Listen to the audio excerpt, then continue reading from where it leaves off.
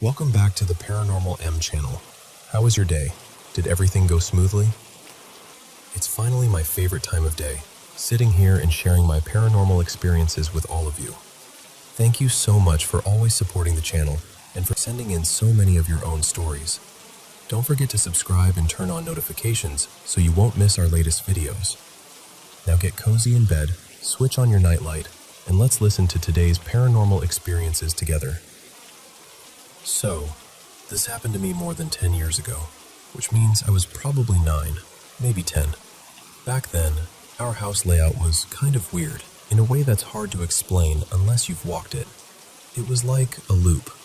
You could start in the kitchen and dining area, go through one door into my dad's music room, cut through into my parents' bedroom, then take this long hallway past all the kids' rooms, and boom, you'd end up back where you started. Like the house was one big circle you could keep walking forever if you wanted. Anyway, it was a Sunday morning, and my older sister, Nadia, and I were getting ready for church.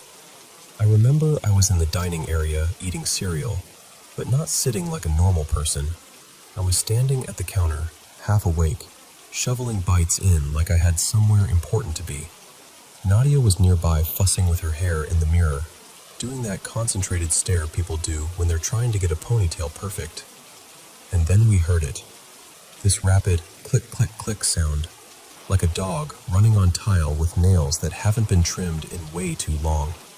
The door between the dining area and the music room was wide open, and I swear on everything, I saw something dart out of the music room. It was gray, skinny, low to the ground. It moved so fast, but my brain latched onto these sharp details. Long limbs, a bony spine, the way it ran on all fours like it didn't want to be seen upright. It slid right under our dining table like it had done it 100 times. And the first thing that flashed in my mind, this is so specific, but I can't unsee it, was Gollum from Lord of the Rings. Like that vibe. Not exactly the same, just that same kind of wrong-looking thinness, only smaller, almost like a child-sized version. I couldn't see its face. It was hunched and moving too quickly, like it knew I was watching and didn't care.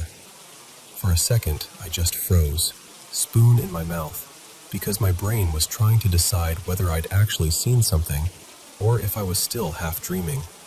Then I looked at Nadia, and she was staring too, eyes wide, mouth slightly open.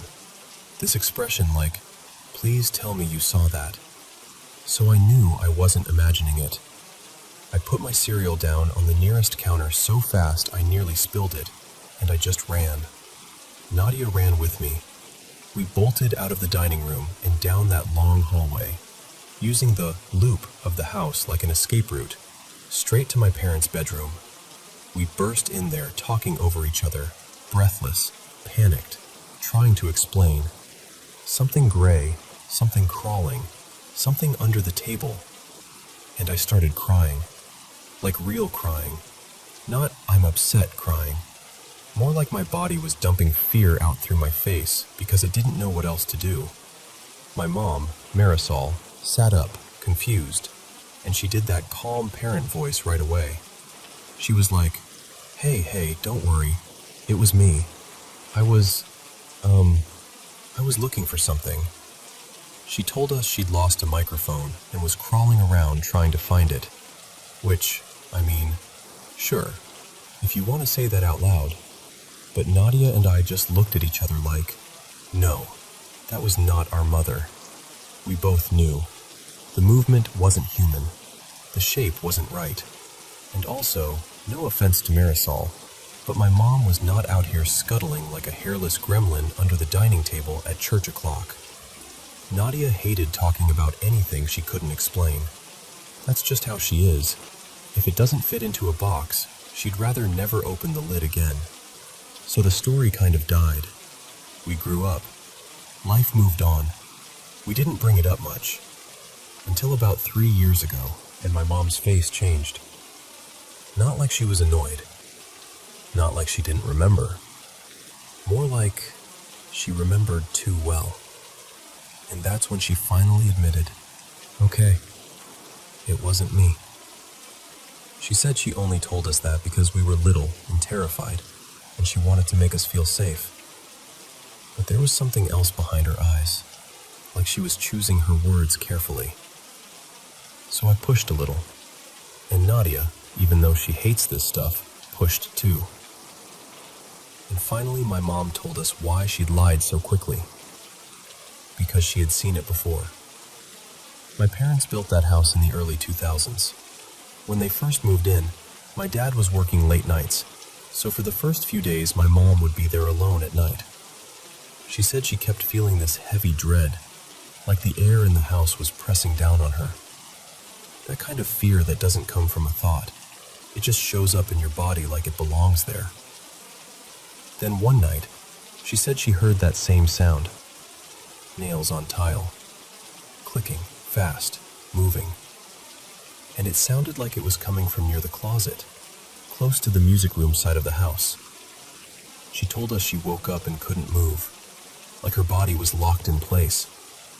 She could open her eyes, she could breathe, but she couldn't sit up or turn her head the way she wanted. And at the foot of the bed, she saw it. Not a blur, not a shadow. A small figure. A little man, she said. Gray, hairless, just standing there, watching her.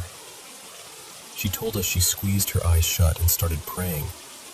Not even like a polite prayer, more like a desperate, God, please help me kind of prayer. And she kept praying until she fell asleep. After that, she said it never happened again, at least not to her, until the morning Nadia and I came running into her room, sobbing, describing the exact same thing. And I remember sitting there as an adult hearing this, and feeling my stomach drop in the exact same way it did when I was a kid. Like my body recognized the truth before my brain did. Because it wasn't just something weird we saw once.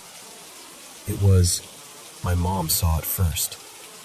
In the same house, with the same sound, the same description. I told her, why didn't you ever tell us? And she just looked, torn, like she'd carried it for years and didn't want to hand it to us too. I'll be honest with you, I've had a couple other experiences that feel similar, and I don't even know what to do with that. I go back and forth between trying to rationalize it and realizing some things don't neatly fit into rational explanations. And yeah, I looked up possible explanations over time. One that really got under my skin was duende, because the second I read about it, I got that sick, sinking feeling like, oh, that's what it felt like.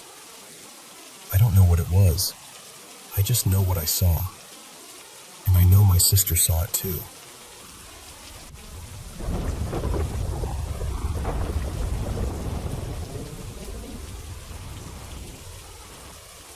Hey. So before I tell you this, I just want to be really clear about something. I'm not trying to convince anyone of anything. I'm not here to prove the paranormal is real. I just want to share something that happened to me. Something I still can't shake. So, my name is Caio. I'm Brazilian, and I grew up around an Afro-Brazilian spiritual tradition where mediumship isn't some rare, dramatic thing. It's just part of life. Like, normal. People in my family would incorporate spirits during rituals, and you'd hear prayers and songs and all that in the house like it was everyday background noise. But my experience has always been a little different. Most of my relatives connect through incorporation. Me? I've always been the one who sees. And I don't mean gets a feeling. I mean I can actually see them, and sometimes talk to them like they're standing right there. My mom, Renata, is the most spiritually advanced person I've ever met. She's basically a leader in our religion, the kind of person who's so connected that it doesn't even seem weird when you hear her speaking out loud to spirits while she's cooking or folding clothes.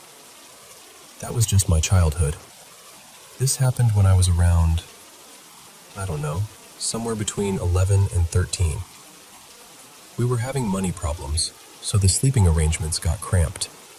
I ended up sharing a room with my older sister, she's adopted, and my cousin who had moved in with us for a while. Back then, I didn't fully understand what was going on with my cousin. I only learned later that she'd struggled with drugs and had been trying to quit. But she was slipping again around that time. And I swear to you, the atmosphere around her was heavy, like the air felt dirty. Everything about that period had this energy, even when nothing was happening. Anyway, one night in the middle of summer, I went to bed like always. Nothing unusual. And then, I woke up. Not slowly, not groggy. I snapped awake like my body had hit an alarm. I remember looking at my phone because I needed to anchor myself in something real, and the time was 3:07 a.m. I still remember that so clearly, like it got carved into my brain. And the first thing I felt was this pressure, like something was pressing down on my entire presence. Not physically. It wasn't like someone was on top of me. It was more like that primal fear your body produces when it thinks you're about to die. Like your instincts are screaming, you are not safe. I turned my head and scanned the room, trying to convince myself it was just a nightmare. And then I looked toward my cousin's bed, and I saw it. There was something standing over her, something tall, way too tall. It didn't look like a person. No hair, no real features I could make out. Just this stretched, shadow-like form, like darkness shaped into a body by the little bits of light in the room. It wasn't transparent. It wasn't misty. It looked present. I froze, and I just stared. I couldn't even think. My mind went blank except for one thought repeating over and over. Don't react. Don't react. Don't react. Minutes passed. I'm not exaggerating when I say it felt like forever. I remember checking the time again later and realizing I had been staring for something like 20 minutes, maybe more, hoping it would vanish the way some things do. But it didn't. And that's when I realized something that made it even worse. I wasn't paralyzed. I could move. So I started thinking maybe I was hallucinating. Maybe I was half asleep. Maybe it was my brain playing tricks on me. And then I remembered something my mom had told me since I was little. Like a rule you live by when you grow up seeing things other people don't. Basically, don't acknowledge. Don't feed it. Don't make yourself a target. So I forced myself to get up like everything was normal. My hands were shaking, but I acted casual, like I was just thirsty. I went to the kitchen, drank water, and splashed my face. I did it a few times, kind of like a ritual. Like if I reset my body, maybe I'd reset my vision too. Then I walked back to the room, and when I looked again, it wasn't over my cousin anymore. It was standing over my sister, just watching her sleep. And that contrast, oh my God, it messed me up. My sister looked so calm, so safe, so innocent in that moment. And that thing was just looming over her like it owned the space. I got back into bed, trying to breathe quietly, trying to act like I didn't notice it. But I couldn't stop watching from the corner of my eye. I stayed awake for what felt like hours, my whole body tight, waiting for the moment it would move again. Eventually, I must have drifted off from pure exhaustion. And then I woke up again, and it was over me, right above my bed. Not across the room, not near someone else. Me. And I could feel that it was looking directly at my face. I wanted to scream so badly my throat hurt, but I remembered my mom's voice. I remembered the rule. Fear makes you visible. Fear opens doors. Fear is like shouting, I see you, I see you, I see you. So I didn't scream. I shut my eyes as hard as I could and I just cried. Silent. Hot tears running into my ears. I was just a kid, trying to survive the night by pretending nothing was happening. When morning came, the sun hit the room and everything was normal. Birds, light, regular sounds in the house. My cousin got up like always. My sister was fine. Nobody mentioned anything. Nobody seemed to feel it but me. And I never saw that exact entity again. But I'll tell you this. Out of everything I've seen in my life, all the spirits, all the presences, all the strange moments, that was the only one that made me feel truly, genuinely unsafe.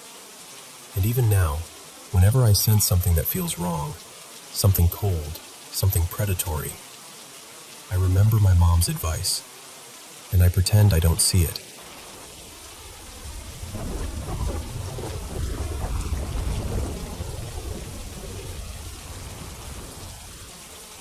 Okay, so I'm not totally sure if this is something genuinely strange, or if it's just my brain playing the world's most annoying game of coincidence. For about a year now, it's been happening on and off. I'll have a dream, and then the next day, something from that dream shows up in real life. Not in a dramatic, I predicted the lottery numbers way. More like these weird, pointless little moments that don't actually change anything. Except they make me feel unsettled. And lately it feels like it's happening more often. Like one time, I swear this is real. I dreamed I walked into the staff break room at work, and sitting at this tiny table were these two famous brothers, the Hawthorne brothers, just casually having coffee like they belonged there. And even in the dream, I remember thinking, wait, don't they hate each other? It felt so random. The next morning, I wake up, still half asleep, and the first thing I do is scroll social media. First post I see? A headline about their band announcing this huge reunion tour. And what makes it creepier is I'm not even a die-hard fan. I don't listen to them constantly. They weren't on my mind. It was just there.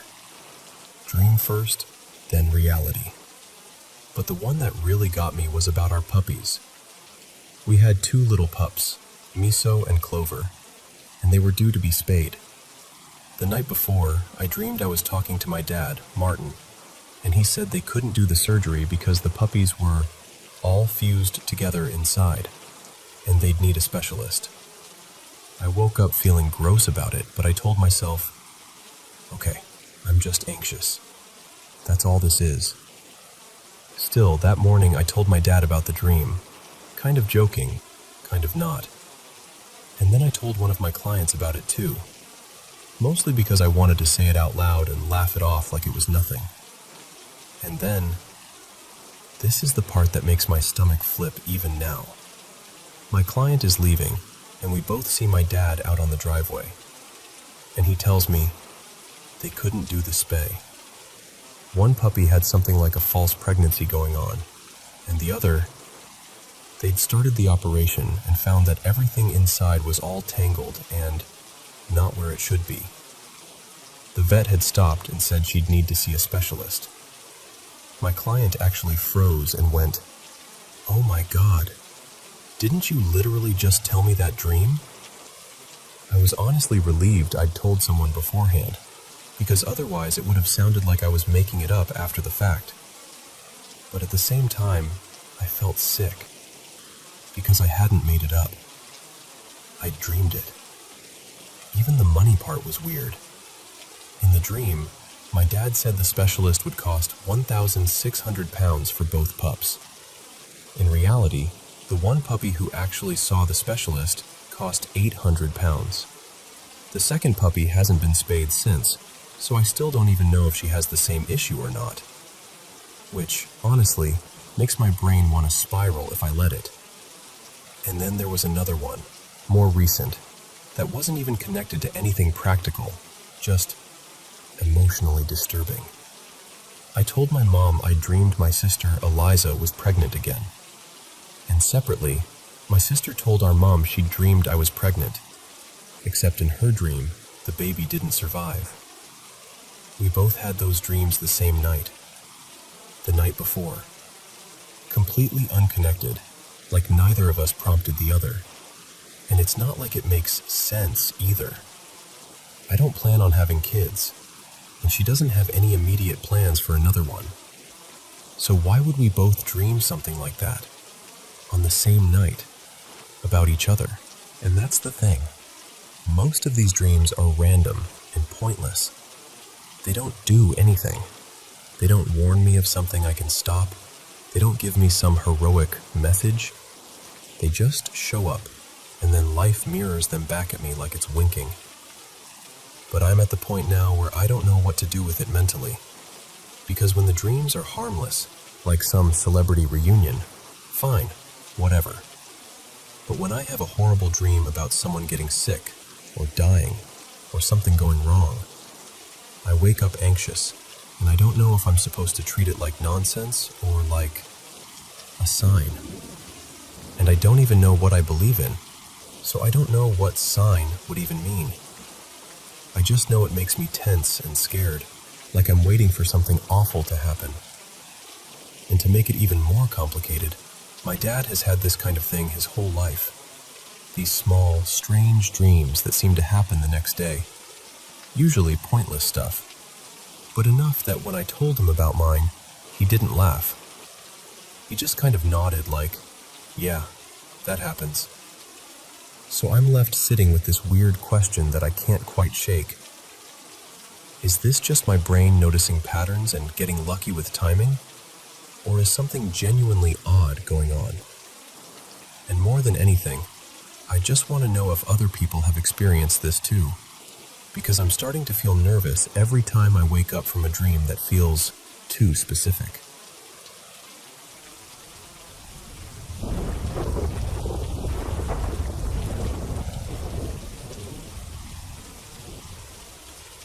So, a couple weeks ago, my friend Maya came over, just to hang out. Nothing weird, totally normal night. At one point, I went to the bathroom, and she stayed out in the hallway waiting for me. Later, after she'd gone home, she texted me something like, "Okay, don't freak out," and I could tell she was hesitating, like she didn't want to plant something scary in my head. She told me the hallway felt noticeably colder than the rest of the house, and not just old house drafty cold, more like the air had weight to it. She said she had this intense feeling that something was there with her, like a presence leaning in close, almost hovering over her shoulder. And the reason that unsettled me so much is because it wasn't even the first time the hallway had done something like that. About a year before Maya ever came over, I was home alone one day. Quiet house, nothing on, just me and my dog. And then I heard it. A man's voice coming from the hallway. Not muffled, not far away. Like someone was actually standing there talking. My stomach dropped so fast. I genuinely thought someone had broken in. I had my phone in my hand ready to call the police, and I was trying to stay calm and listen. Like, what do I do right now? And then my dog. She didn't bark. She didn't growl. She didn't run. She just froze, like statue still, staring straight toward the hallway.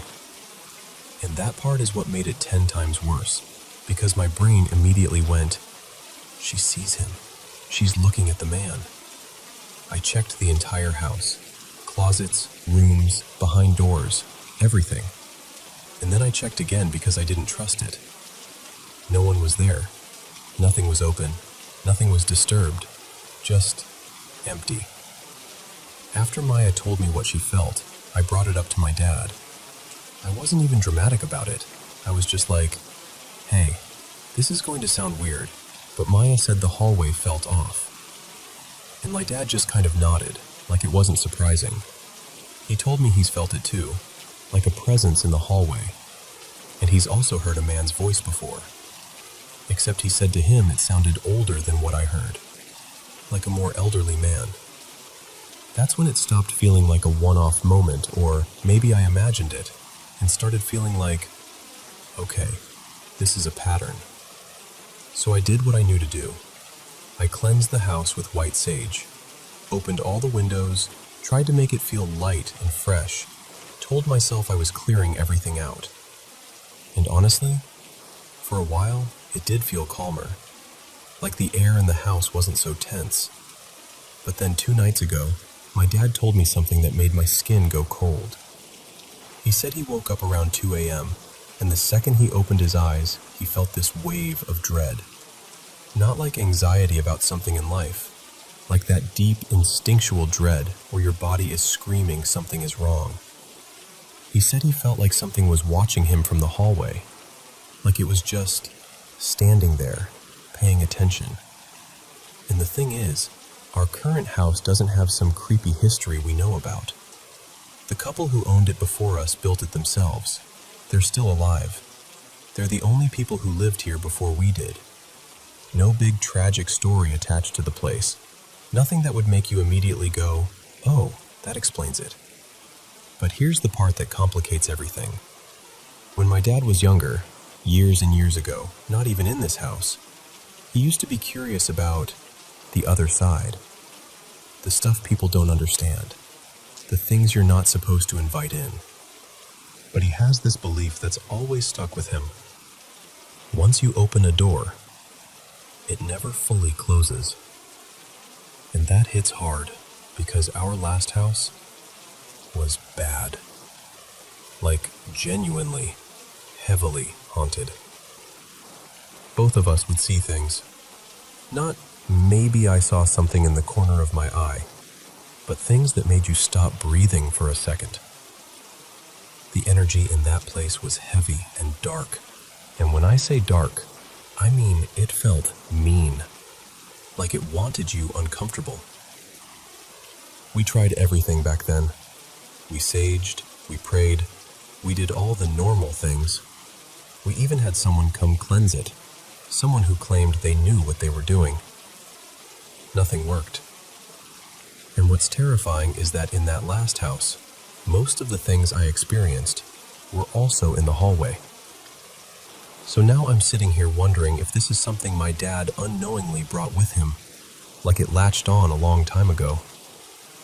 Or if this house already had something here that's just reacting to us being here. Because in this house, for a long time, I didn't really sense anything directly. It was more like I'd randomly feel uneasy, like I was being watched. But I didn't have big experiences. Until the voice. Until Maya. Until my dad waking up at 2 a.m. with that dread. And I asked him something after he told me, because I needed to know. I said, "When you felt it watching you, was it just a presence? Or did it feel negative?" And he didn't hesitate. He said it felt a little negative. Bad. So, yeah, that's where I'm at. I've already saged the house. We burn incense pretty often. We try to keep things calm and positive. But this hallway thing keeps showing itself just enough to make me wonder if it's getting stronger, or if it's been here the whole time, and we're only now noticing. And honestly, I don't know what to do next. I just know it doesn't feel like nothing anymore.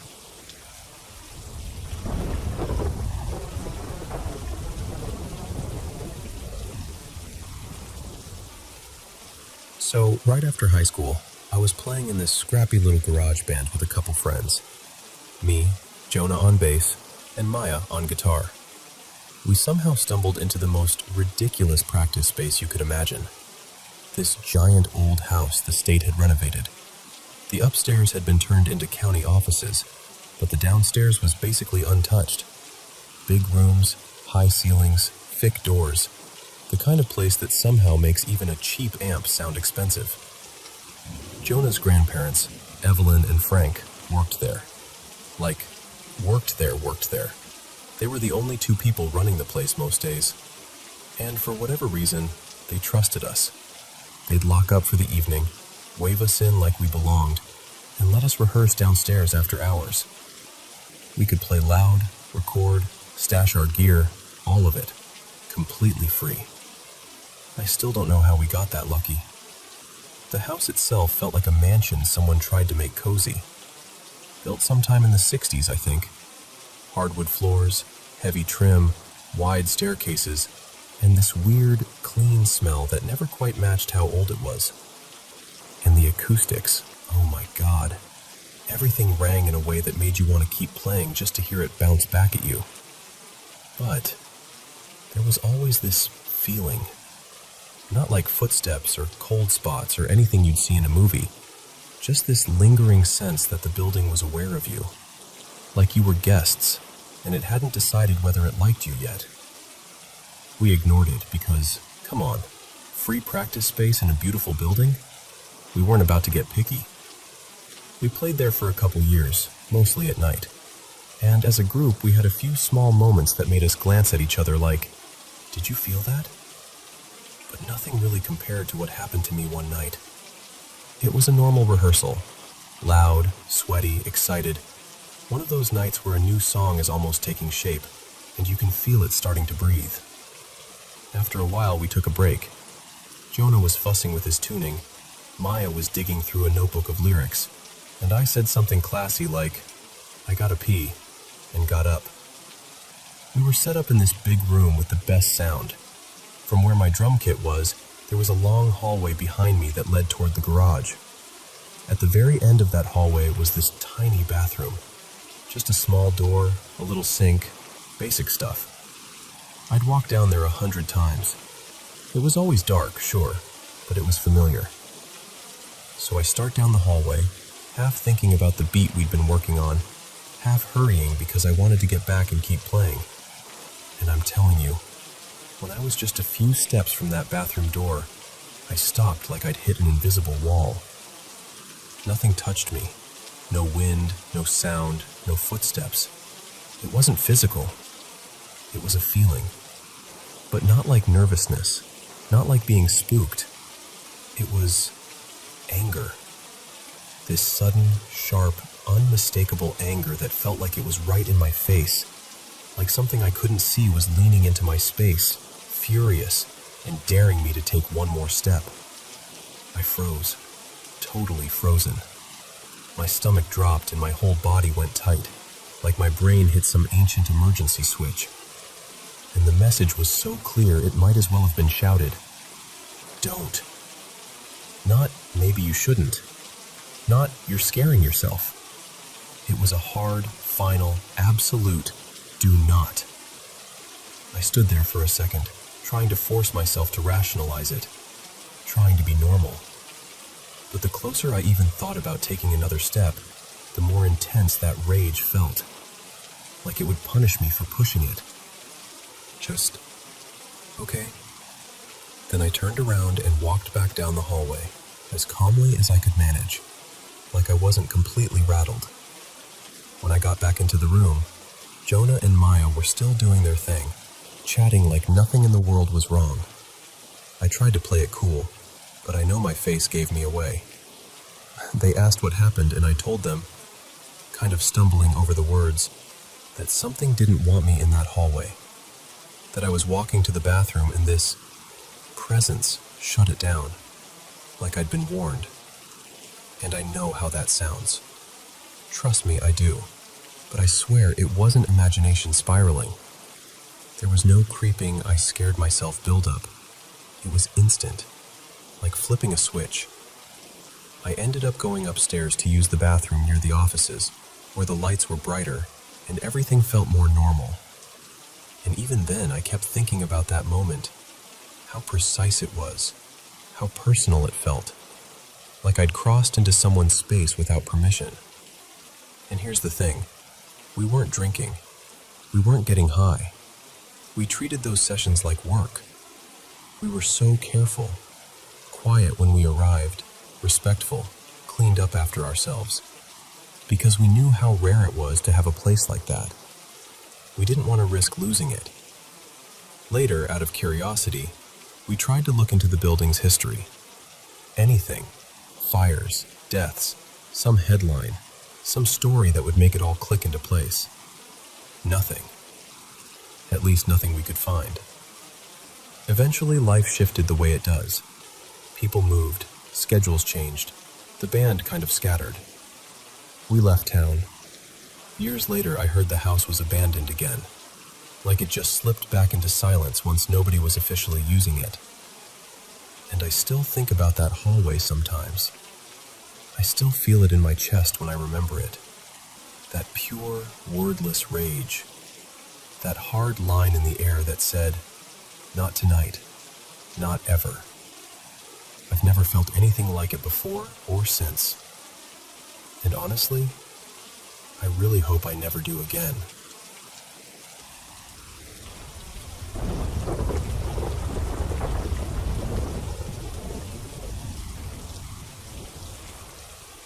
Hey, before I start, I need you to know something about me.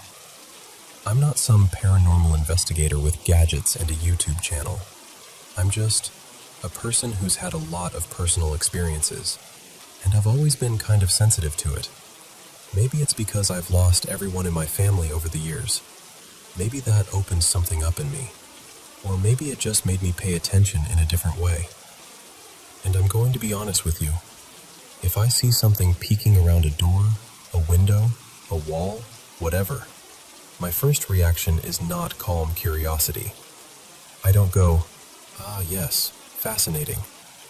I get scared, like real stomach-drop fear. And I think that's normal. Our bodies are literally built to notice weird patterns and react fast. That's survival wiring. But here's the thing I can't stop thinking about. What if we're not the only ones trying to survive? What if the things we call unseen are moving through their own version of existence, whatever that even means, and they're navigating fear too? Because after a handful of encounters across my life, I've started to believe something that sounds simple, but it kind of flipped everything for me. I think they peak for the same reason we peak: curiosity and vulnerability. Like, think about it. If something wanted to terrify you, it wouldn't hide behind a doorframe at a weird angle. It could just step right into the middle of the room and commit. But instead, it's usually this half-visible, cautious, almost hesitant presence, like it's putting a barrier between you and it. And we always assume visibility means power, right? Like if it can show itself, it must be strong. But what if it's the opposite? What if being visible is when they're more exposed? So peeking is a way to stay protected. Like, I'm here, but not too here. And honestly, I wonder sometimes if our fear response is useful to them too. Like if we freeze or back away, maybe that's enough for them to set a boundary. Almost like the message is, "Don't come in here." That might explain why they show up from those strange places, like the top corner of a doorway or the edge of a high window. It feels eerie, but it's also strategic, out of reach, safer. And I also don't think what we see is necessarily what they are. Their appearance could be our brain trying to interpret something it doesn't have a template for. Or it could be them choosing a form we'll recognize. Or both. I genuinely don't know. None of us can really know. But I do know this. It doesn't mean I'm going to stroll up to one if I see it. Because listen, if you were hiding behind something, and the person you were afraid of suddenly rushed toward you, even if you weren't trying to hurt them, you'd probably defend yourself. Animals do the same thing. That instinct is everywhere. So if these entities are real, and if they're vulnerable in their own way, it makes sense they'd react similarly. And there's another piece to this that I don't hear people talk about enough. If they can affect our energy, we can probably affect theirs too. Maybe that's why so many encounters happen when people are alone, or already feeling raw, like grief, exhaustion, stress. Those states might change something about us that makes us easier to notice, or harder to ignore. And maybe they don't want to be around us any more than we want to be around them. Maybe we feel overwhelming. Maybe we're loud to them, emotionally. Okay, so here's where this gets personal. Anyway, old buildings, old shelters especially, they hold a kind of weight, not just dust and peeling paint, emotional weight. Because people pass through those places during the hardest chapters of their lives. And sometimes, people don't make it out of those chapters. A few weeks back, I was staying briefly in this really old support shelter, nearly 100 years old at least. They've renovated it here and there, but it's mostly patch on top of patch, like the building is holding itself together out of habit. And the moment I walked in, I felt it. The air was heavy. Not physically, more like emotionally. Like grief soaked into the walls. Like the place remembered too much. One night, I was asleep in the women's ward, 5 of us in the room. And I'm a light sleeper, always have been. I snapped awake because I felt movement, like someone shifting near the doorway. And immediately, I felt that presence feeling. You know the one, when the room feels occupied even if you can't explain why. I looked toward the open doorway and saw what looked like an older man's face and shoulder, just barely visible, peeking in. Not fully stepping in, just watching. And my mind went, that makes no sense, because this was the women's area. The odds of an elderly man wandering around in there at night were basically none. The light switch was right beside my bed, so I reached over and flicked it on. Instantly, gone. No footsteps, no shuffle, no shadow retreating. Just absence. And I laid there with my heart pounding, trying to talk myself out of it, trying to convince myself it was a half-dream. But deep down, what it actually reinforced was that idea I keep circling back to. They don't usually want confrontation either. It felt less like a threat and more like a cautious check-in, like curiosity that got too close. And I swear, part of me almost laughed afterward because I imagined the other side of it. Like maybe it was thinking, wait, she can see me? And panicked right back out of sight. So yeah, that's where I'm at with it. I'm still scared when it happens. I don't think that makes me weak. I think it makes me human. But I also can't shake the feeling that sometimes the thing peeking from the doorway isn't a predator. Sometimes it might be something just as startled as we are. And I really do want to know what you think about that.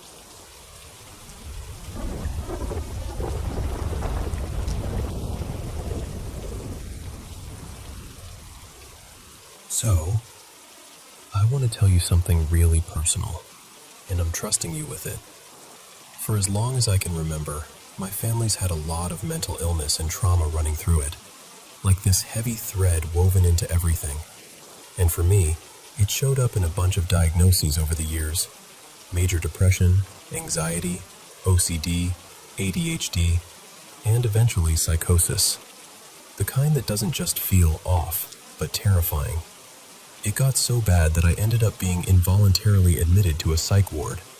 And I'm not saying that lightly. It was brutal.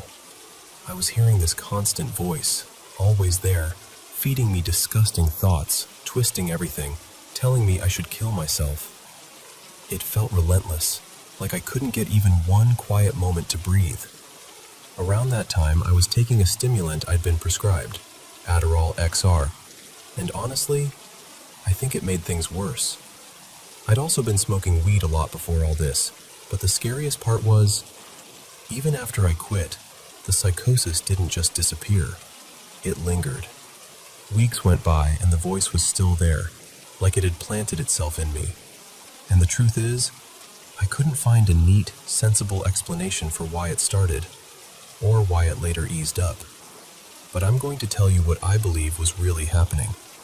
Because when you go through trauma and abuse, you start reaching for comfort anywhere you can find it, even if it's wrecking you.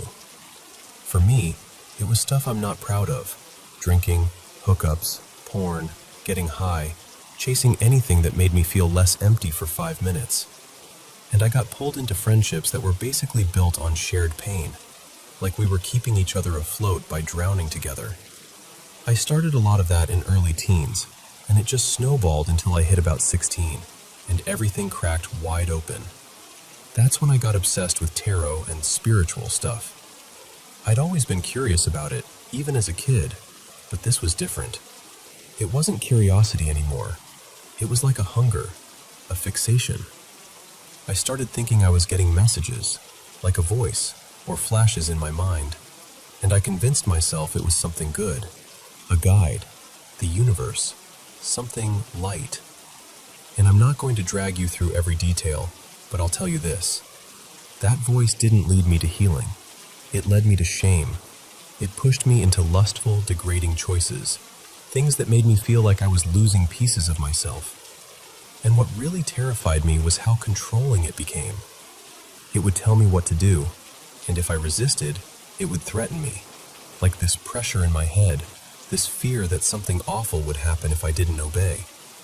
Meanwhile, I was also rambling to my friends about God being real, while I was completely out of my mind. That's the part that's so wild looking back. I even called my whole family to the house once and tried to convince them I had psychic abilities. And when they didn't agree, I yelled at them, like full-on arguing, crying, accusing them of not seeing the truth. I was deep in delusion. After the psych ward, life didn't magically get better. I came home and my dad treated me like I was fragile and dangerous at the same time. He literally watched me take my meds multiple times a day to make sure I didn't skip them. I'd lost my friends, no job. I'd stopped showing up to school a long time before. And I was alone with this torment, 24/7. Even sleep didn't feel like rest, because my mind wouldn't let me go. I was depressed, angry, exhausted, and I was suicidal. And then there was this moment, this one specific moment. I can still picture it like it's a photograph. So I said something like, "God, if you're real, please help me. I can't do this." And listen, I know how this sounds to some people, but what happened next felt more real than anything I'd ever experienced. It was like warmth and presence filled the room, like I wasn't alone anymore, like I was being held, safe, seen, loved, without having to earn it. I can't fully explain it, and I'm not trying to be dramatic. It just felt like a father wrapping his arms around a child who's been crying too long.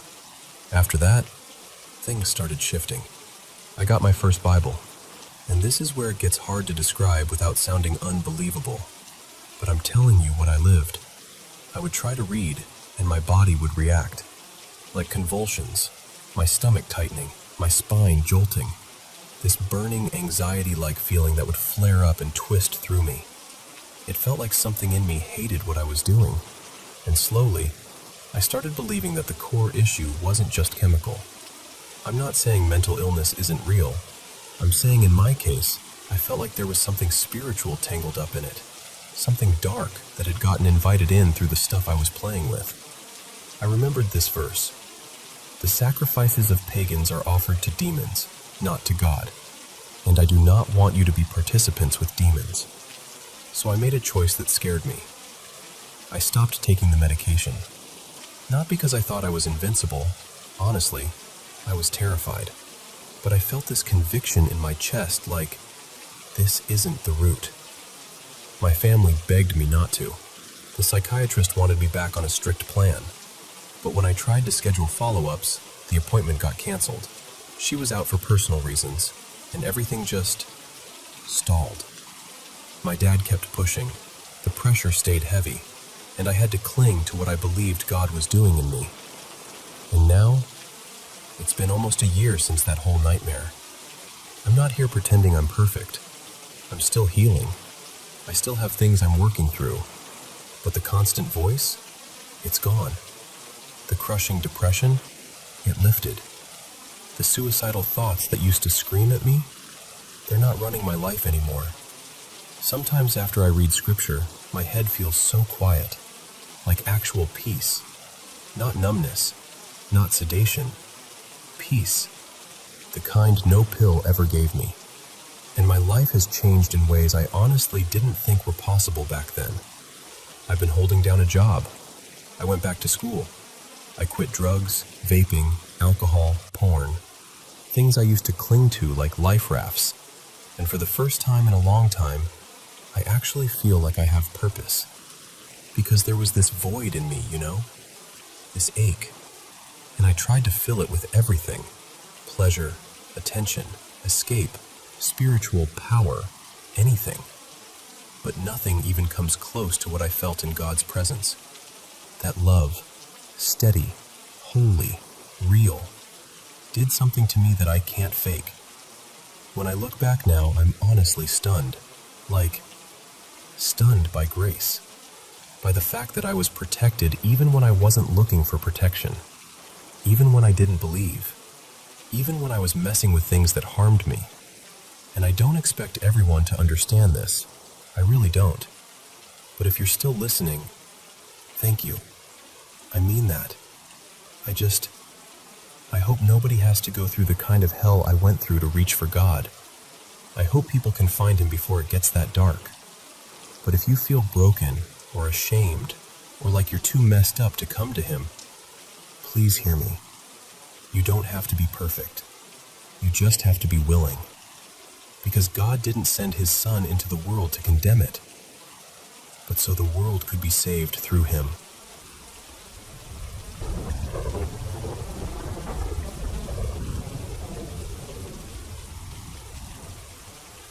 So, I'm a first year in college now, but this happened a long time ago, back when I was in 7th grade. And I swear, it still sneaks into my thoughts when the house is quiet and I'm trying to fall asleep. It was this cold night in early December, maybe around 8:30. My mom, Marissa, my little brother Eli, my sister Paige, and I had just gotten back from the discount store in town. You know the kind. Bright lights, cheap snacks, random kitchen stuff you didn't plan on buying. We pulled into our driveway and started hauling bags out of the trunk. And just so you can picture it, our house was way out in the back roads, like really out there. Woods on both sides, long driveway that felt like it went on forever. The front yard sloped downhill, wide open, with only a couple trees scattered around like lonely silhouettes. Then on the far side, the forest got thick, dark and tangled. Paige and Eli ran inside first, leaving me and my mom outside to grab the last few bags. We were halfway to the porch when we heard it. Leaves crunching, slow and deliberate, like something was pacing or shifting its weight. We both froze at the exact same time and stared out into the yard. At first I thought, deer, because we saw deer all the time. And in the dark, with the porch light barely reaching, it kind of made sense. Something low to the ground, partly hidden behind one of the trees. But then it stepped backward into the light, and my stomach just dropped. It wasn't a deer. It was pale, like paper white, and it looked wrong. Naked skin, no fur, no color, too thin, like stretched, like there wasn't enough of it to fit over the bones. It was down on all fours, but not like an animal, more like a person trying to imitate one. And the head, I still don't like thinking about the head. There wasn't a face, not really. It was smooth in a way that reminded me of a store mannequin, blank and featureless, like someone forgot to finish it. And its body had this awful, twisted shape. If you've ever seen those monster designs in shows, that kind of vibe, except this was right there in our yard, breathing real air. It turned its head toward us, like it knew we were there. Then it stood up, not slowly, not cautiously, just up, rising onto its back legs like it was deciding it didn't need to pretend anymore. And it ran. It sprinted across the yard, crossed the driveway, and charged straight into the trees, still upright, still moving like something that didn't belong in the world we live in. It was so tall that when it hit the tree line, branches shook high up, like it brushed past the tops instead of the trunks. That part is what messes with me the most, because it makes no sense unless it was huge. My mom and I bolted inside like our bodies finally remembered how to move. We slammed the door, locked it, and just stood there in the entryway, breathing hard, staring at each other like we'd both stepped into the same nightmare. And I remember whispering, "You saw that, right?" And she didn't answer right away. She just looked at me and said, "Tell me what you think you saw." So I told her everything. The pale skin, the blank head, the way it stood and ran. And she swallowed and said, "That's what I saw too." We checked the locks again. We didn't turn on extra lights or go peeking out the windows like people do in movies. We just went to bed. Because what else do you do when you've seen something you can't explain? The next morning, my mom went outside while it was bright, like daylight could make it less real. She walked to where it crossed the driveway, and that's when she found the tracks. My mom followed them for a little while, and then she stopped. She came back in looking pale and tight around the eyes, and she didn't want to talk about it anymore. After that, a few more things happened over the next week or so. Nothing as clear as seeing it in the yard, but enough to keep our nerves stretched thin. One night, we had the back sliding door open just for a minute, letting in cool air. Our dogs were right there, standing stiff as statues, low growls vibrating in their chests. My mom and I were trying to calm them down, and then we heard it. This sound, far away, but loud enough to raise the hair on my arms. It wasn't a regular animal noise. It was like a howl and a scream mashed together, like something crying out, but also warning you. We yanked the dogs inside so fast their nails scratched the floor, and we locked that door like it was the only thing holding the world together. And then, after that, it stopped. No more sounds, no more weird tracks. Eventually we moved towns. Not because of that, just life stuff. But I've always wondered if it stayed out there, tucked into those woods like it belonged there all along. And I don't know what it was. I don't have a neat explanation. I just know what I saw, and I know my mom saw it too. And if there's one thing I'm sure of, it's that I hope I never, ever end up close enough to see it again.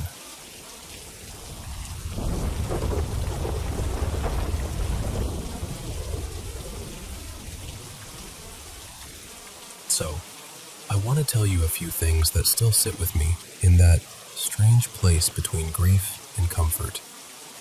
It started last summer, early July, I think. My cat Juniper got really sick out of nowhere.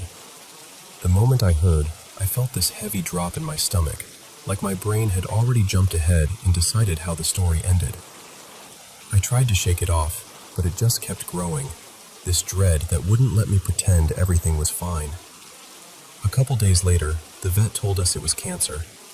Nothing dramatic, no big speech, just that calm, careful tone people use when they're trying not to break you in half. And we had to make the decision. The kind of decision you never feel ready to make, even when you know it's the kindest one. We did it at my mom's place because it felt calmer there. I remember holding Juniper in my arms while my mom's neighbor, she's worked with animals before, helped her go peacefully. And I know this sounds weird, but in the middle of all that pain, I felt this sudden wave of relief. Not happiness, not okay, just peace. Like the tension finally unclenched. And I swear it felt like Juniper relaxed too, like she wasn't fighting anymore. That night I went back to my dad's house and basically collapsed into bed. I was just staring at the ceiling, replaying everything, feeling hollow. Then, sometime around 10, maybe a little after, I felt something climb up onto the bed. I'm not exaggerating. I felt the mattress dip. I felt that familiar pressure settle against my shin, like a small animal curling up. Juniper used to do that exact thing. Hop up, circle once, then press in close like she was claiming her spot beside me. I didn't even move at first. I just froze, and my eyes filled up, because it felt so real. And instead of scaring me, it helped. It felt like a final little, "I'm still here," or maybe, "You're going to be okay." And I fell asleep. The next morning I told my dad and my brother. They're not really the paranormal type, more like, show me proof or it didn't happen. But even they went kind of quiet, like they didn't know what to do with it. Honestly, the rest of that day is blurry. I know I had a job interview later, and it felt surreal doing normal life things while my chest still felt cracked open. When I told a couple friends, they didn't hesitate. They were like, "That was Juniper. She came back to check on you." And I didn't argue. I just let myself hold that. The second thing happened a while earlier, fall of 2022, maybe September. My family had to put my dog down. His name was Milo. That night I was doom scrolling on my phone, just trying not to feel anything, when I got recommended this random religious channel video, and the topic was literally grief and loss. Like, specifically. It hit me so hard I just stared at it for a minute. Now, I can explain that one logically. Algorithms pick up on what you're watching, what you're searching, the mood you're stuck in. And I remember videos like that kept popping up for a couple weeks afterward, too. So I'm not saying it was a sign, but the timing was so on the nose that it still makes me pause. And the last story goes way back. Late 2011, after my grandmother died, we took in her dog, Rosie. We had her for about a year, maybe a bit more. Then in spring 2013, she got sick, and we found out there was a mass in her heart. Even if surgery worked, which wasn't guaranteed, she was already old and struggling, and it would have just been more suffering. Around that time, I started having these really vivid dreams. Not every night, but often enough that it felt like something was trying to process through my sleep. Rosie looks at me. Just a long look, like she's memorizing me.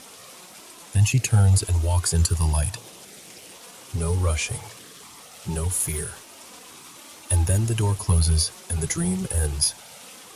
I don't remember exactly when I had that dream. It might have been weeks or even a couple months after she passed.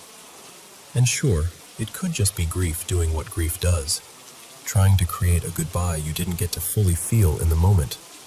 But something about it felt different. Like it wasn't only my brain, like it had its own calm gravity to it. And here's the thing that makes all of it even stranger to me. I've never really had anything like that with people in my family. And my family is huge, dozens and dozens of relatives. I've been to several funerals, and nothing unexplainable has happened. I've heard my aunts and uncles tell stories after certain losses, little coincidences, little moments that felt like messages. But me? Mostly nothing. Sometimes I get this sensation, though, like being watched, not in a scary way, more like being noticed. Like someone is just there, quietly, in the background. And that's it. I told my dad's partner about all this once, and she said something I've never forgotten. She told me maybe I'm just more tuned in, more aware of nature, of patterns, of tiny shifts most people brush off. And I don't know if that's true, but I do know this. When I was at my lowest, something, whether it was memory, love, grief, or something I can't explain, made the bed feel a little less empty. And sometimes, that's enough.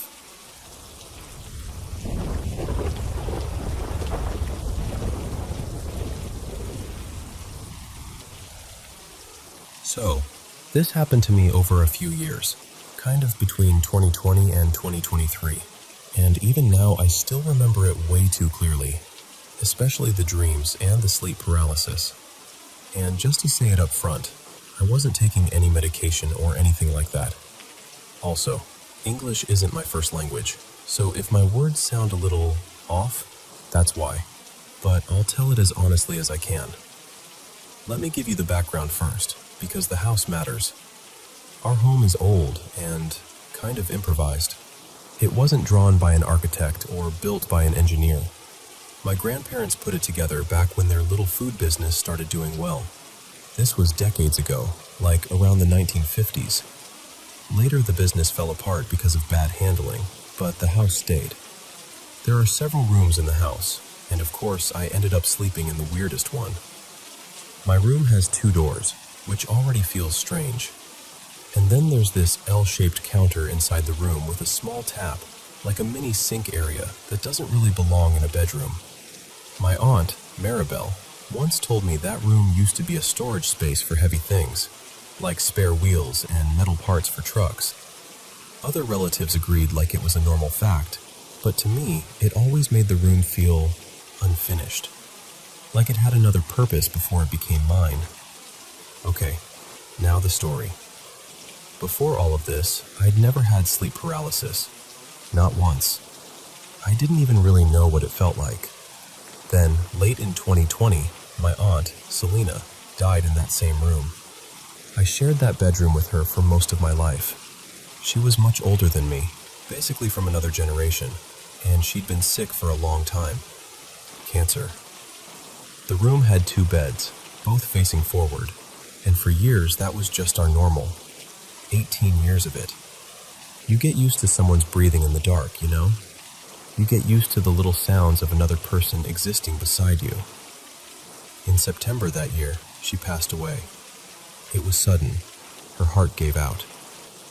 That night, I still don't know how to explain it without sounding dramatic, but I'll try. I was already in bed, half asleep, when I felt this coldness brush along my neck, like a thin ribbon of air. Not violent, almost gentle. And that's what made it worse, because it felt weirdly comforting and creepy at the same time. And then the dogs outside started howling. Not just one dog, several. Like they were answering each other, and then suddenly all the noise focused near our house, and then it stopped. Quiet again. The kind of quiet that makes your ears ring.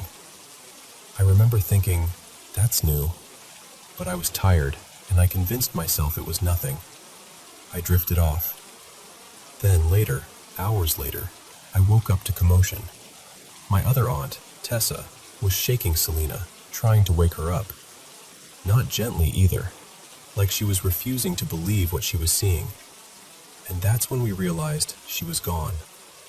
Seeing someone you've lived beside for years, lying there completely still, it does something to your brain. Her lips had turned dark, kind of purplish. I couldn't stop staring, and at the same time I didn't want to look at all. That image stayed in my head like it burned itself in. After that, the room didn't feel like a normal room anymore. Then, in 2021, the sleep paralysis started.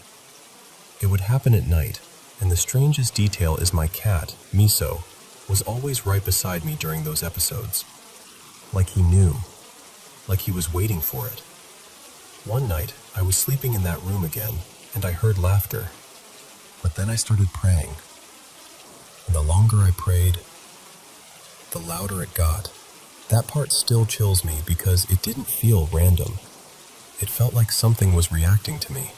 The laughter grew sharper, uglier, like mockery, like the kind of laughing that wants you to feel small. I remember thinking, this sounds like something evil, and I hated that thought because I didn't want to be the kind of person who thinks like that. But I was terrified. This went on for months, episodes coming back again and again. Sometimes I'd wake up and I couldn't move at all.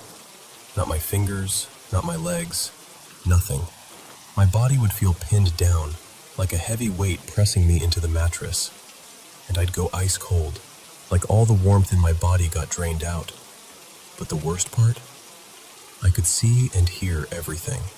I could see the ceiling. I could hear the room.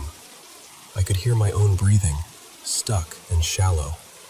And the room looked normal. No shadow in the corner, no figure, nothing obvious. Just the feeling that something was there anyway. One night it was especially bad. I couldn't move, and it felt like it was taking longer than usual. Then I heard Miso. He started meowing, loud. Not normal feed me meowing. This was different. Sharp and urgent, like he was calling at something. Like he was trying to push through an invisible wall. I heard the bedroom door open. My aunt, Tessa, came in because she heard him too. She thought he was just being noisy. But Miso kept going. And that last meow, God, I swear it sounded like it cut through the whole air of the room. Like it snapped something. And suddenly I could move again. I sat up so fast, like my body had been released. I went straight to him, and the moment I was awake, he stopped.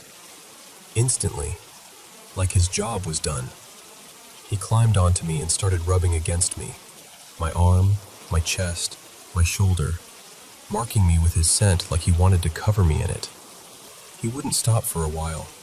He was intense about it. And in my head, all I could think was he protecting me? Because after that night, the room felt heavy. That's the only word that fits. Heavy and wrong. Like you walk into it and your chest tightens a little without you noticing. I couldn't sleep properly there anymore. So I started sleeping in another room in the same house, beside my aunt again, because being alone in that room felt impossible. And even now, when I think back on it, I still wonder what exactly was happening to me, and why it started after she died in that bed.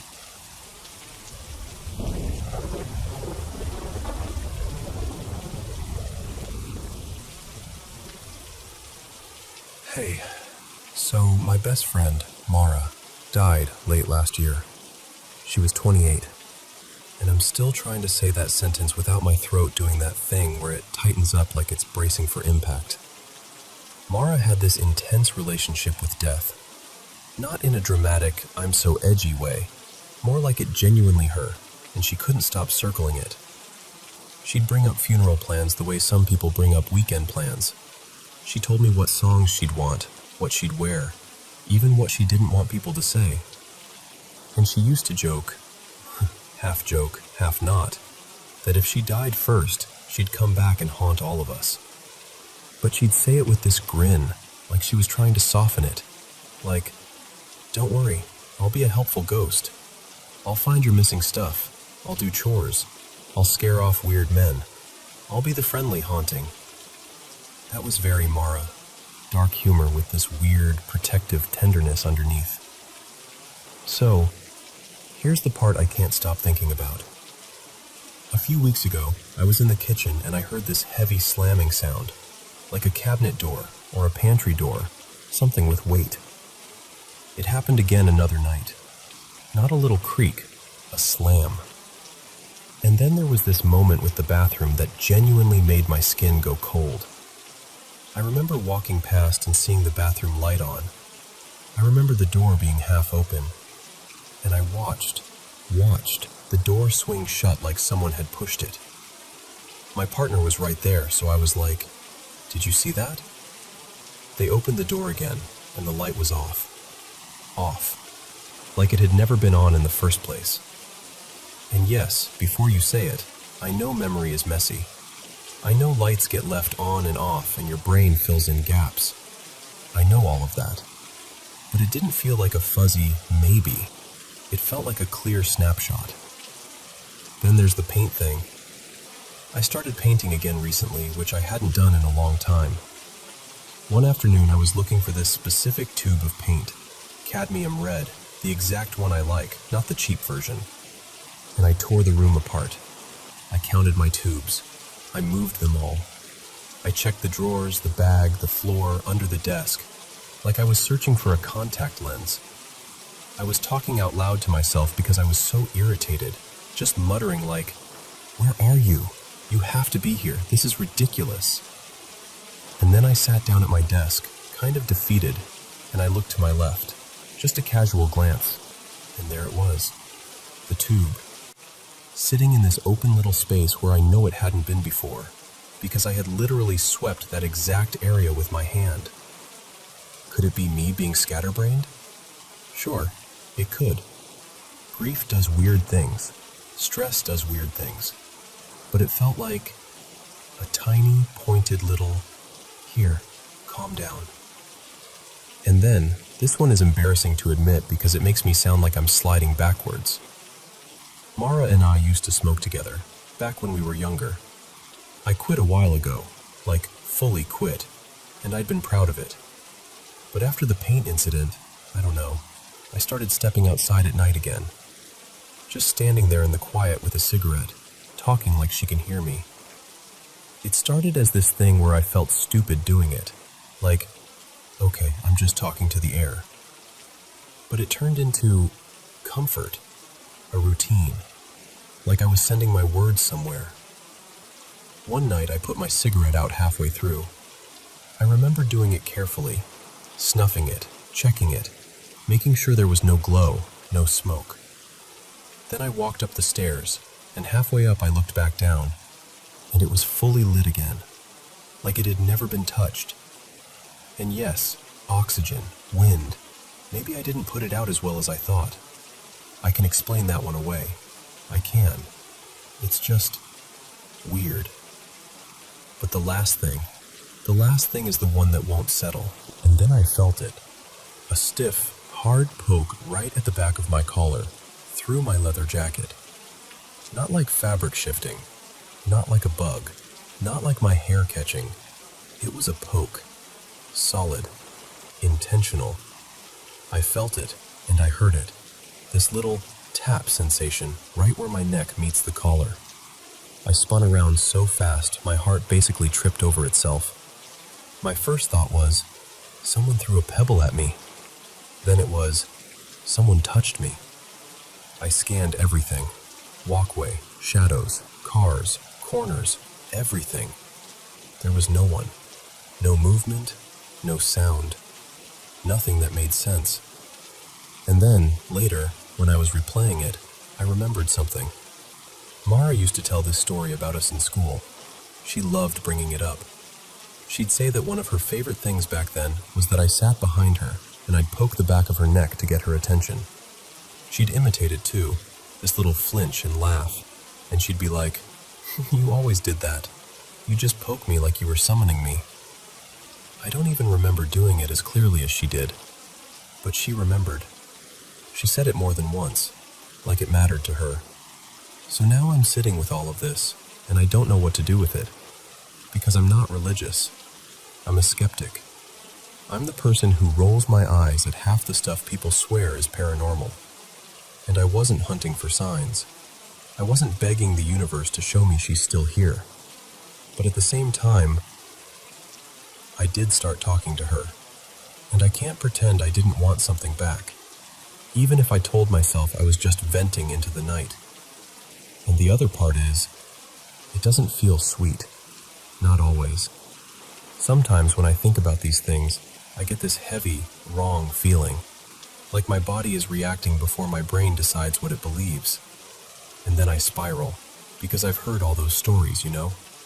About grief attracting the wrong kind of attention, about things that aren't your person pretending to be.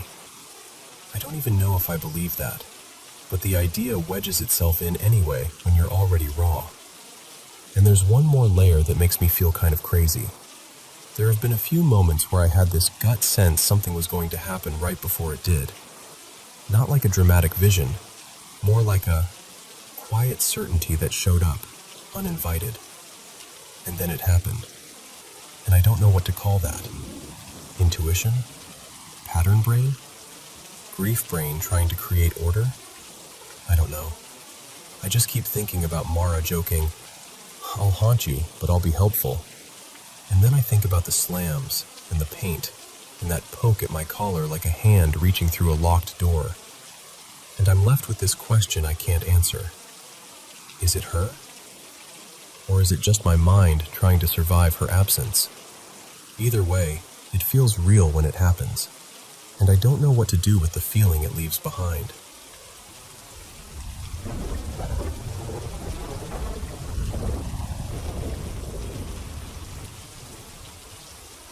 Okay, so you have to promise you'll hear me out, because I know how this sounds.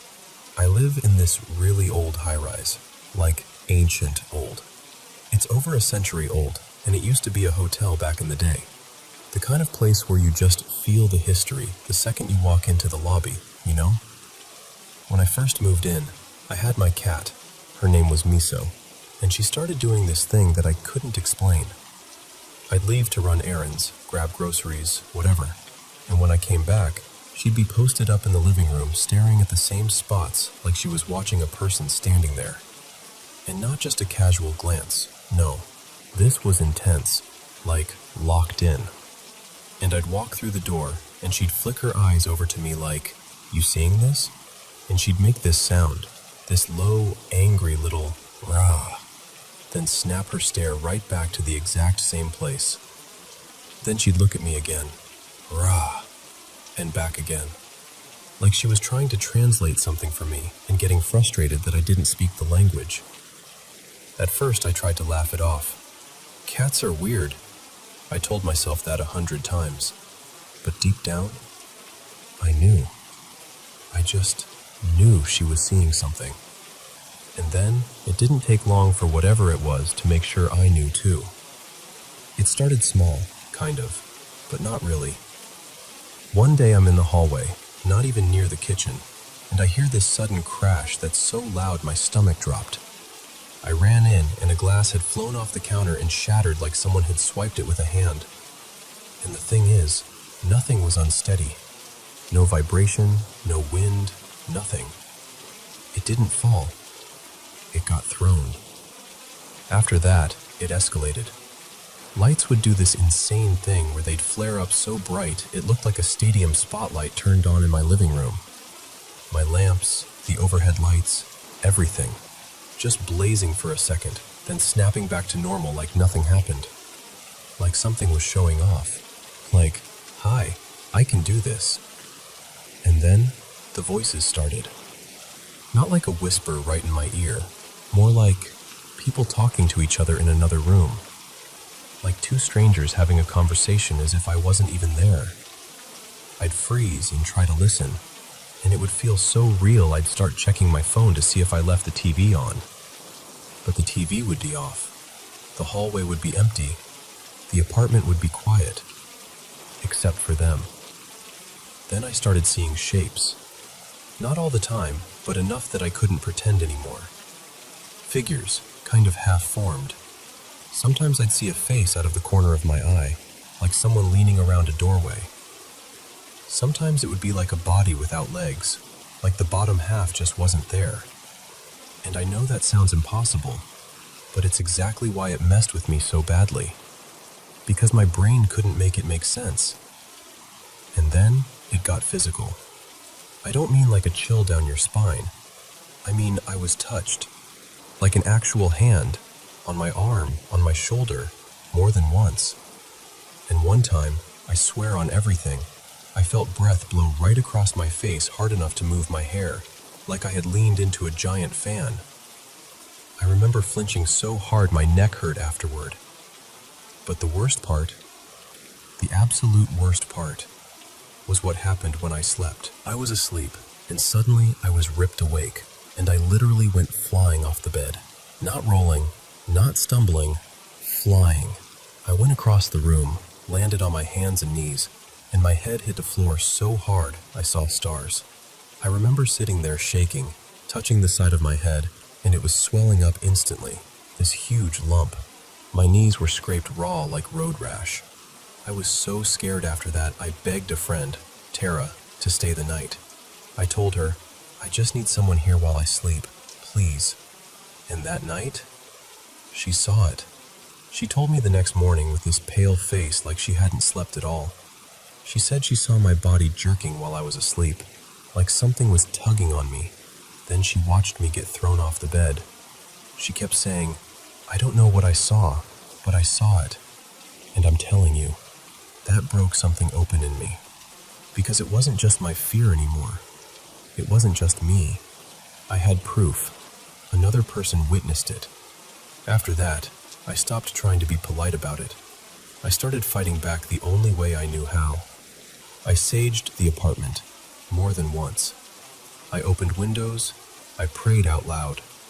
I demanded, firmly, that whatever was there was not welcome, not invited, and it had to leave. I said it over and over, daily, sometimes multiple times a day. I kept telling myself, I walk with God. I am protected. Even when I didn't feel brave, I said it anyway, because I needed something stronger than fear. And it didn't leave right away.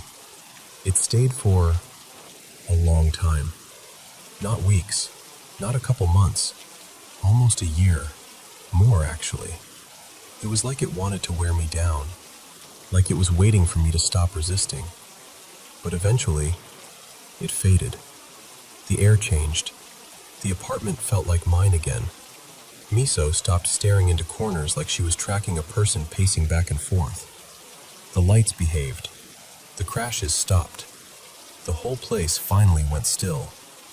I thought it was over. And then, this part still makes me sick. Someone new moved into the building. Not someone I knew, just a new tenant. A few days later, I'm down by the snack machines with Tara, and we hear this guy talking to someone. Casual, like he's complaining about the weather. And he goes, "I keep getting jerked awake and thrown to the floor from my sleep." I felt my whole body go cold. I nudged Tara so hard I nearly elbowed her. My mouth was hanging open, my eyes probably the size of dinner plates. And Tara was staring at me with the exact same face, like, "No, no way." And she mouthed, "Oh my God." Just like that. No sound, just the words. Because we both knew. It didn't disappear. It just moved. And if you're wondering why I stayed, why I didn't run the first time my cat did that angry little rah, it's because real life isn't always simple. I'm in my 50s, living on a fixed income, and I don't have a big support system. I couldn't just pack up and go. If I could have, I'm telling you, I would have been gone at the first sign. But that's why I'm so certain. Not 90%, not maybe. I am completely, undeniably convinced there's something paranormal in this world. I lived it. I felt it. And I had someone else see it too. And I'm just grateful, so grateful, that it finally let me go.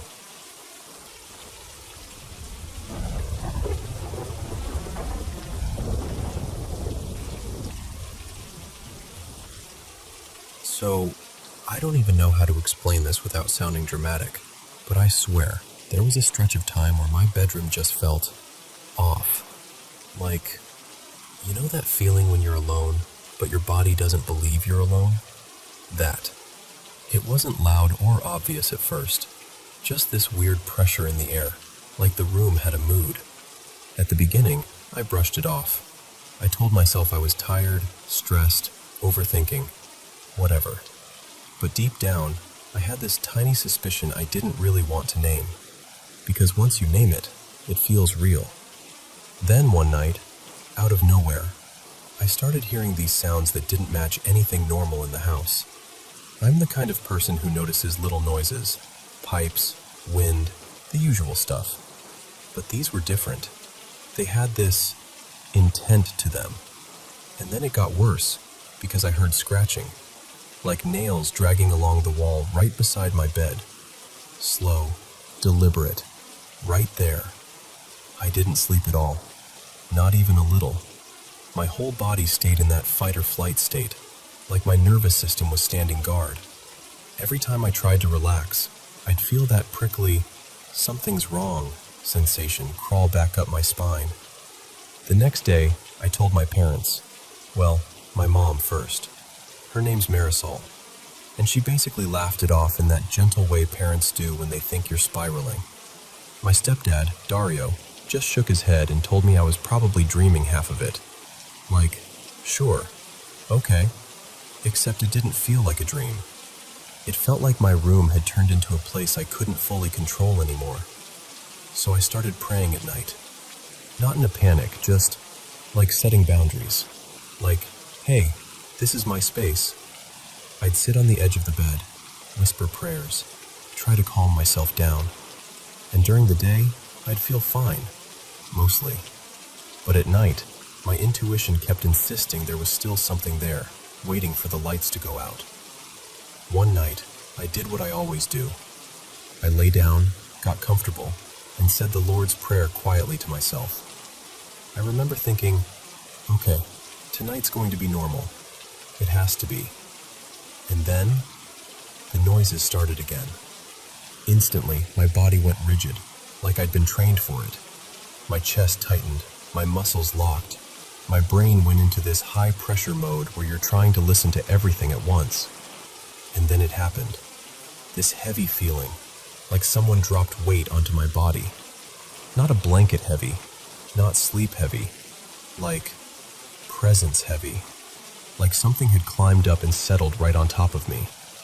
I couldn't move. I couldn't fully breathe right. And in that moment, I just knew. Not guessed, not wondered. I knew something was taking from me. Like it was feeding on whatever energy I had left. When morning came, I felt wrecked. Not, I slept badly, tired. More like I'd run for miles in my sleep. My body felt drained, like my battery had been left open all night. And then, this part still freaks me out when I think about it. My necklace snapped later that day. A necklace I wore constantly. It didn't get caught on anything. It didn't tug. It just broke, right in my hands. And I remember staring at it like, oh, so this isn't just in my head. That's when I decided to do something more traditional, something my aunt used to talk about, an egg cleansing. I know some people think it's superstition, but at that point, I didn't care. I needed something that felt like protection, like clearing, like reclaiming my space.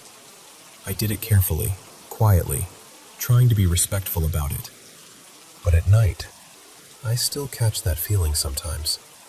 Not as intense, not as terrifying, but like something is lingering around the edges, hoping I'll slip back into fear. And here's the thing, I'm not sitting here shaking in terror. I'm not. It's more like they're annoying, like an unwanted visitor who doesn't understand boundaries. They don't leave you alone easily, and maybe that's the whole point. I'm sharing this because I know I'm not the only one. There are so many people who felt something unexplainable, something that doesn't fit neatly into logic or coincidence. And I don't need everyone to believe me. I just wanted to say, this happened to me, and I know what I felt.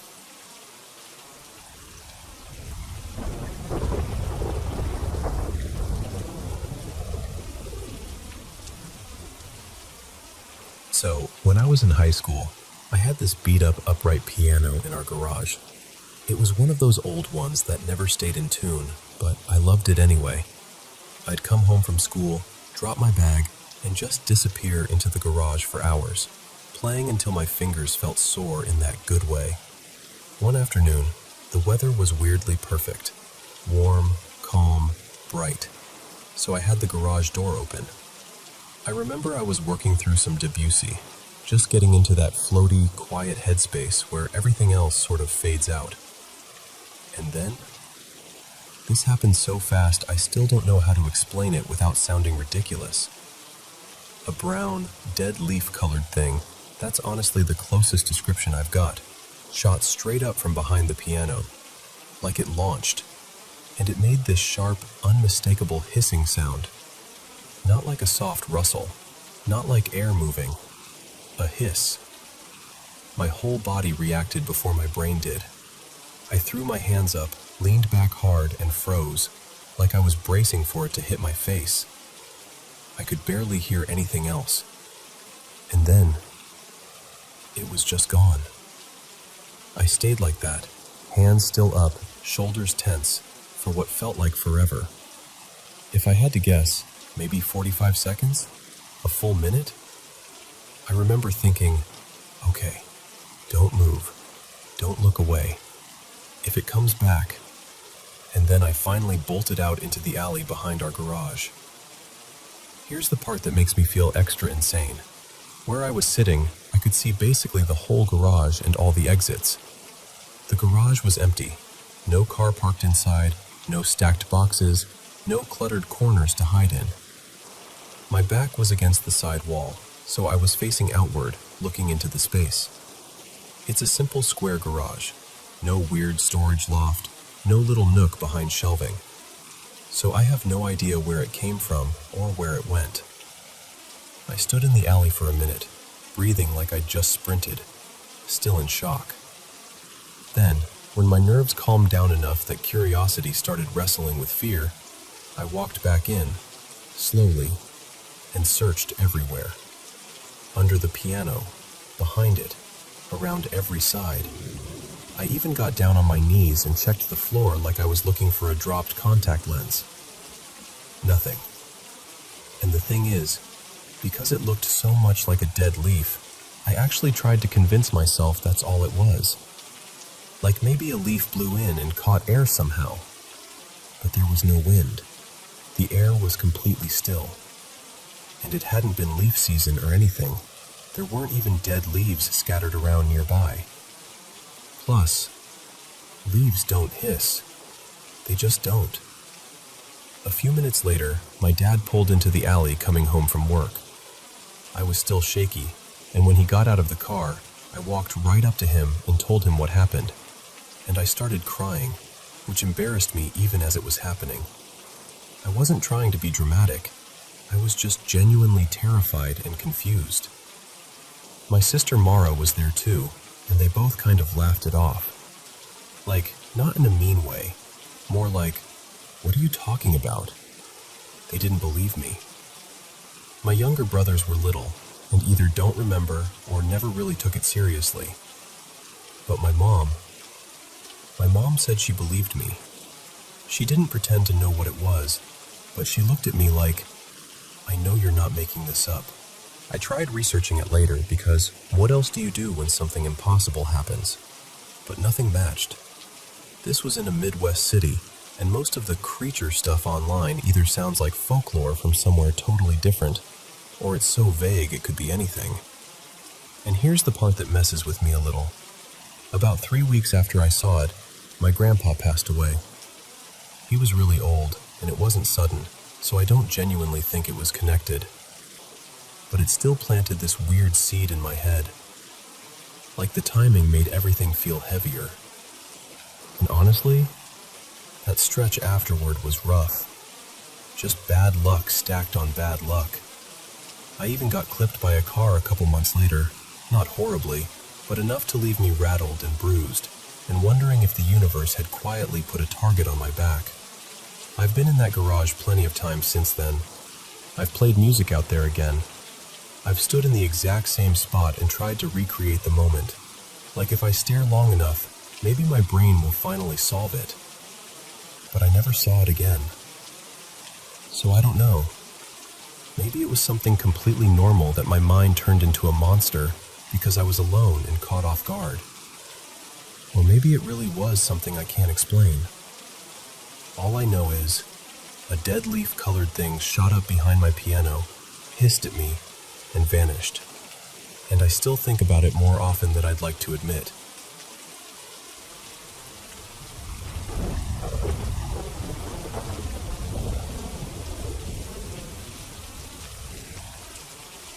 So, I've had a pretty wild life, honestly. And there's this one weird thing that's followed me for, close to a decade now. It's changed shapes over the years, but it's been consistent. Like a roommate that never pays rent and never shows its face. It started out simple, if you can even call it simple. I'd be lying in bed and feel my mattress breathing under me, like the whole thing had lungs. And then there were nights where I'd feel someone sit on the edge of the bed, clear as day, except when I'd look, there was nobody there. Sometimes it felt like the bed got smacked, like a hand hitting it. The whole thing would shudder. And the creepiest part? It didn't matter where I slept. Different apartments, different houses, different beds. I even tried a hammock once. Thought maybe it was the mattress, or the frame, or, I don't know, something explainable. But in the hammock it turned into this poking feeling, like someone tapping the air right into my body. I got so fed up that I slept on the floor for years. Years. I figured, alright, you want to mess with my bed? Fine, no bed. And at first I'd bolt upright and run, like full panic, heart hammering, lights on, checking corners like that would help. But over time, it stopped being scary. Not because it got nicer, just because I got tired. You know how you can get used to almost anything when it keeps happening long enough? Still, there were phases where it got more intense. Like when it started feeling like someone was sitting on my legs, not heavy exactly, but enough to pin me in place. And then it would tap my legs up and down, like it was drumming on me. Sometimes I'd feel it under my arms, or like something shifting under the pillow, like a presence trying to get comfortable right next to my head. Most nights it's just this steady, annoying thing. It feels like invisible hands pressing down on the bed beside me, over and over, gently lifting and lowering the mattress like it's kneading dough. All night. Long enough that I just learned to ignore it the way you ignore a neighbor's loud TV. And then it'll disappear for months. Like it forgets I exist. But when life gets rough, when I'm stressed or sick or worn down, it comes back stronger, like it can smell weakness. There were a few nights where it felt like it was powerful enough to shove me, like actually push my body. For a while, I even had this sharp feeling that it wanted to push me away from my partner at the time, like it was trying to wedge itself between us. Her name was Tessa. She left about 5 months ago, so now I live alone. Which brings me to last night. Last night was different, completely. I was lying there with one arm stretched out, half asleep, not even thinking, and I felt a hand take mine. Not grabbing, not pulling, just holding. Like fingers lacing lightly, like someone careful. And then this slow, gentle squeeze. Exactly the way someone does when they really care about you and they don't need to prove anything. And the energy, yeah, I'm going to call it energy because I don't have a better word, was so different. Warm, soft, almost affectionate. Like it wasn't there to annoy me or mess with me. It felt like it knew me. Like it was familiar with me in this deeply personal way, and it was trying to comfort me. But last night, none of that. It was gentle the whole time. I felt the weight move slowly along my forearm, like a calming massage. And the best comparison I can give you is, you know that feeling when you hold a strong magnet near something and there's that push-pull pressure? That invisible force you can feel? It was like that. Like a magnetic massage. Like something was shaping the air around my body. Then it drifted down to my leg, moving upward gradually. Slow, deliberate, almost curious. And I'm not gonna lie to you, it paused right at my crotch, and I swear I had this moment of, nope, absolutely not. What is happening right now? Because when physical boundaries aren't really a boundary, suddenly the list of possibilities gets way longer, and your brain starts scrambling to catch up. It didn't go all the way. Which, yeah, I'm human. I'm gonna admit I was kind of annoyed about that, because the sensation was honestly nice. But it started fading, getting weaker, like whatever strength it had was running out. Except the hand-holding didn't stop. That part stayed steady. Gentle squeezes, like reassurance. Like, it's okay, I'm here. And I just passed out. Completely. Like my body finally believed it was safe. Now I'm awake and I keep replaying it, trying to make sense of it. Like, did my sleep ghost decide to be romantic? What even is that? It felt so loving, so kind, so intimately calm. Like it wasn't some random thing wandering through my room. It felt personal.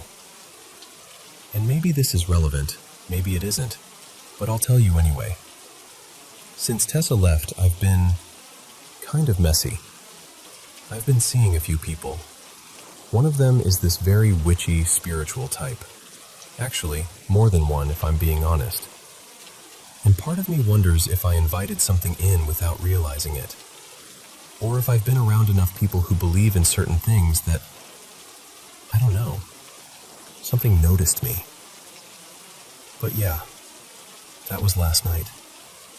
And I don't know whether to feel comforted, confused, or deeply weirded out. Mostly I just can't stop thinking about how gentle it was.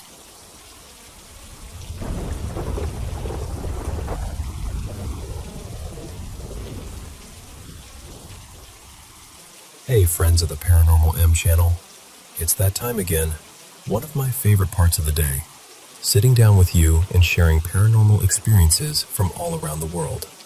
It genuinely makes me happy every single day. So don't forget to subscribe and turn on notifications. And by the way, thank you so much for sending in your paranormal stories. Please keep them coming. Alright, let's get started. So, this happened about a decade ago, and I still don't really have a neat explanation for it. Back then, my girlfriend, let's call her Marissa, was living in a pretty new apartment complex down in Southern California. Modern place, clean halls, fresh paint, the kind of building that shouldn't come with ghost stories. She had a roommate, Drew, who worked nights, so I barely ever crossed paths with him. For the first few months, everything was totally normal. Quiet, uneventful. Then one night, really early, like around 3:30 in the morning, Marissa hears this scream from his room. Not like a startled yelp. She described it as the kind of scream that makes your stomach drop, because your brain instantly goes, "That's terror." And then Drew comes flying into her room like he's being chased. At first she's furious, like, "What are you doing barging in here?" But that anger lasts maybe 2 seconds because she sees his face. He's pale, shaking, breathing like he ran a mile, just completely wrecked. Once he can talk, he tells her he got home around 1:30 or 2, same as always. He said he sat in his room, smoked a little, had a couple beers, left the lights on, and passed out. And then he wakes up, because his lights are strobing, flicking on and off like crazy. And while he's trying to figure out what's happening, things start moving. Like, moving. Stuff sliding off the dresser, something clattering from the desk, his chair shifting like it got kicked. He swore it felt like the whole room had turned hostile in the span of seconds. He didn't say he saw a figure. No shadow person, no face in the corner. Just chaos. Like whatever it was didn't need to show itself. It could just make the room explode. And that's when he ran. After a while, Marissa talks him down enough that he'll go back to his room, but only if she comes with him. So they walk in together and, yeah, his room is a mess. Drawer half open, stuff on the floor, like someone stormed through it. Later, Marissa told me she couldn't decide if Drew exaggerated or panicked or made up part of it. But she was sure about one thing. He was genuinely terrified. You can tell when fear is real. It sits in someone's eyes. It changes their voice.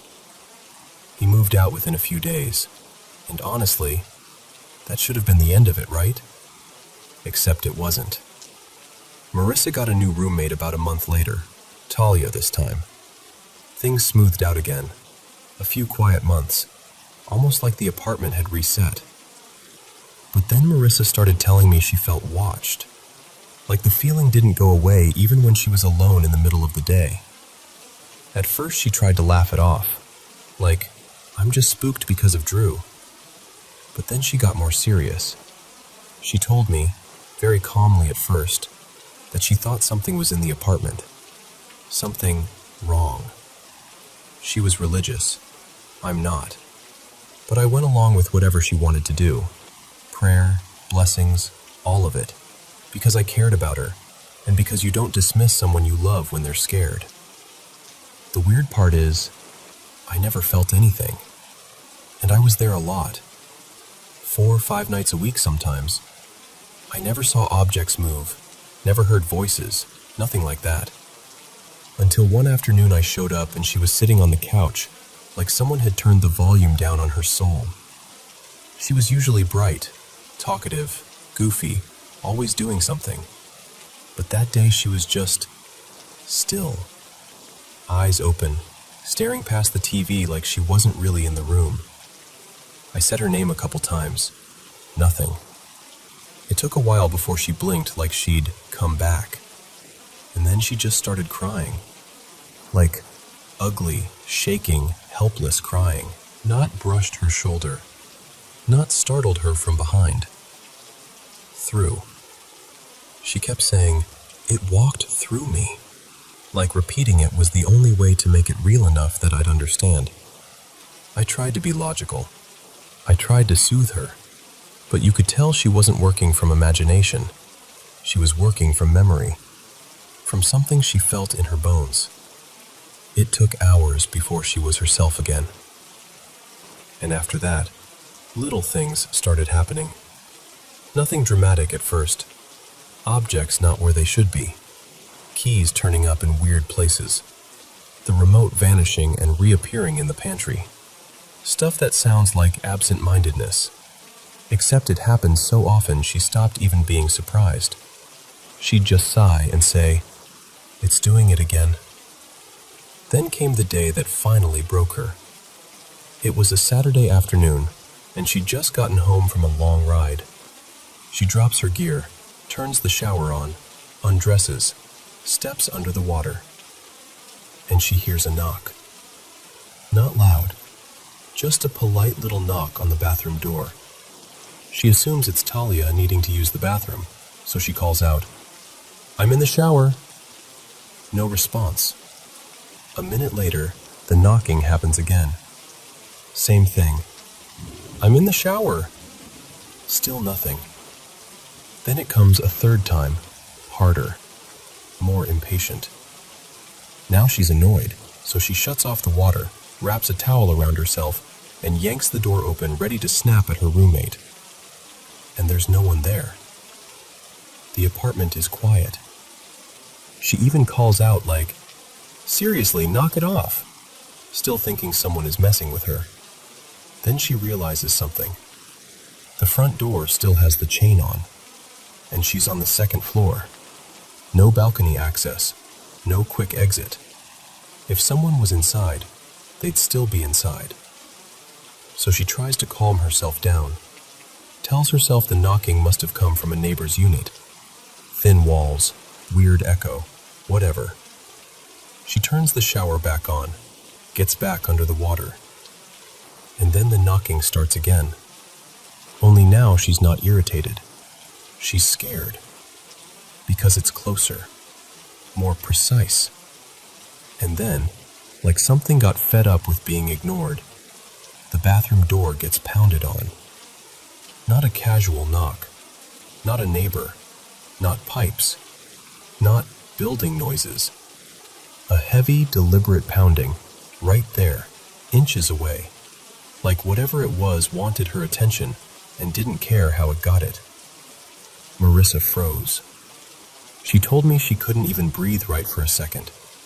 Just stood there under the water, staring at the door, towelless and vulnerable, and realizing, it's here. It knows I'm here. She didn't scream. She couldn't.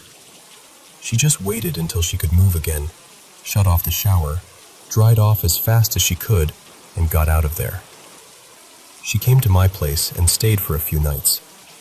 And not long after that, she moved out completely. No dramatic final confrontation. No closure.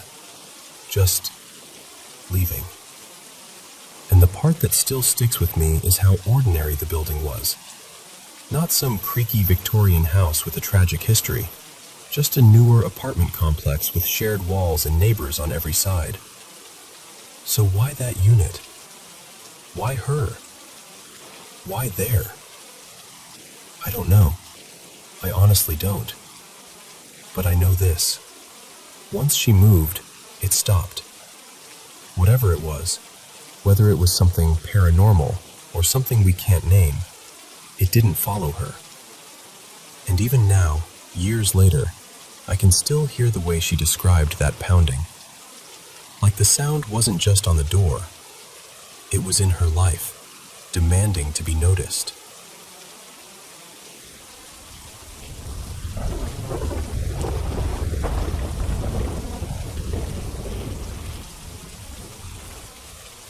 Hey, so I've got to tell you about my house, because it's one of those places that feels like it has a heartbeat of its own, and not always in a good way. Ever since I was little, people have said it has this off energy. Like the second you step inside, it's not exactly scary, it's just heavy. My Aunt Maribel used to joke that the house sits on something, and over the years we've had all kinds of people come through to bless it. Priests, a spiritual counselor my mom found, even this older guy named Father Tomas, who walked around quietly like he was listening to the walls. And the weirdest part is, almost everyone who spends time here ends up saying something similar. They hear things, see things. Not all the time, not even consistently, just enough to make you question yourself. But my room? My room is the epicenter. Friends who've slept over have told me they heard a baby crying, like way down the hall, even when nobody else was awake. My cousin Javi swore he heard a music box playing, soft, tinkly, like it was coming from inside the closet. And I've had that thing happen where you catch movement out of the corner of your eye, like a shadow slipping in or out of the doorway. Except when you look, there's nothing there. It always feels like different stuff, too. Like, whatever's passing through doesn't always feel like the same presence. That's why my family started wondering if the place is some kind of crossroads. My mom calls it a thin spot. My dad says it's like the house has a door that doesn't fully close. And then, there's this one corner of my room. I can't even explain it properly without getting chills. It's just wrong. The air feels colder there, but not like temperature cold. More like emotion cold. Like if dread had a scent. A few months back, I had sleep paralysis for the first time in my life. I woke up and couldn't move, couldn't speak, couldn't even turn my head all the way. And I remember my eyes locking onto that corner. There was something there. It was tall, too tall, and it looked like it was made of scribbles, like someone had sketched a person with frantic, jagged lines. But the face was clear, almost cartoon clear, a wide smile, way too deliberate, like it knew I could see it. And it just stood there like it was posing. 2 days later, I was sitting with my dad, Elias, in the kitchen. We were talking about the weird things in the house, like casual, which is insane, but that's just how it is here. And I still hadn't told him what I saw, because honestly, I didn't want to make it real by saying it out loud. And then he goes, really calmly, "I've seen something around the outside of the house, and I've seen it in your closet." My stomach dropped so hard it felt like my whole body went cold. I asked him what it looked like, and he described it. This tall, messy-looking figure, like it wasn't fully solid, but the face was smiling, like it was proud of itself. It was the same thing. And that's when it stopped being, maybe I imagined it, and turned into, okay, something is actually happening. Now here's another layer. About a year ago, we got my mom a cat. His name is Pesto, and he's this sweet little menace, curious, clingy, always trying to be where he isn't supposed to be. And for some reason, he is obsessed with my room. I've tried shutting him out. I've tried keeping the door closed. Somehow, every single time, he ends up in here like it's his job. And every time he comes in, he goes straight to that corner. I know people say cats do weird things, and I really try to tell myself it's nothing. But when it's the same corner, every time, and the energy already feels awful there, it's hard to shrug it off. We've tried so much. We've burned herbs. We've had blessings done more than once. We've moved furniture around. We've opened windows and tried to air out the heaviness like it's just stale air. One priest, Father Tomas, the quiet one, walked into my room, stood there for a long time, and then told my parents something that made my mom cry. He said I should sleep somewhere else. Like, not maybe try switching rooms, but like, move me out of that room. And there's this whole history too, which doesn't help. Before my parents lived here, my uncle and one of my dad's old friends used to stay in the house. Their names were Renzo and Cal, and apparently they got into this phase where they were messing with rituals, trying to summon something, trying to get answers, trying to gain knowledge. The kind of thing people laugh about until it isn't funny anymore. They swear it didn't work, but the house has always had stories around it. And after they did that stuff, everything seemed to get louder. Like they didn't open a door on purpose, but they loosened the latch. And then there are the poltergeist type things my parents talk about. Doors swinging open by themselves, then slamming shut. Things getting knocked off shelves when nobody's near them. And this one month, my mom still swears she wasn't imagining it. These little statues we keep on a shelf would be in different positions. Not just moved, but rotated, switched around, like someone had come in and rearranged them while you weren't looking. And it wasn't a one-time thing. It happened again and again, just long enough to make you feel completely powerless. And then it stopped, like whatever was doing it got bored. The house is old, over 100 years, and the land has a long history. Most of what I've heard comes from older relatives, so I'm not pretending every story is 100% reliable. But I can tell you what I felt. And what I felt is this: the house carries sadness that doesn't belong to us. My family is close. We're not fighting all the time. There's love here. But when I walk in, it's like the walls exhale something heavy into the air. Like the place doesn't want to be bright. And I can handle the occasional weird moment, honestly. If things pass through and don't bother anyone, fine. But that corner, whatever is tied to that corner, feels different. It feels like it lingers. Like it's not just passing by. And I don't want to live with that. I just want to know if there's a way to actually clear it out for good. Not just mask it for a week. Not just chase it into the next room. I want the house to feel like ours again. Like when you shut the door at night, you're actually alone.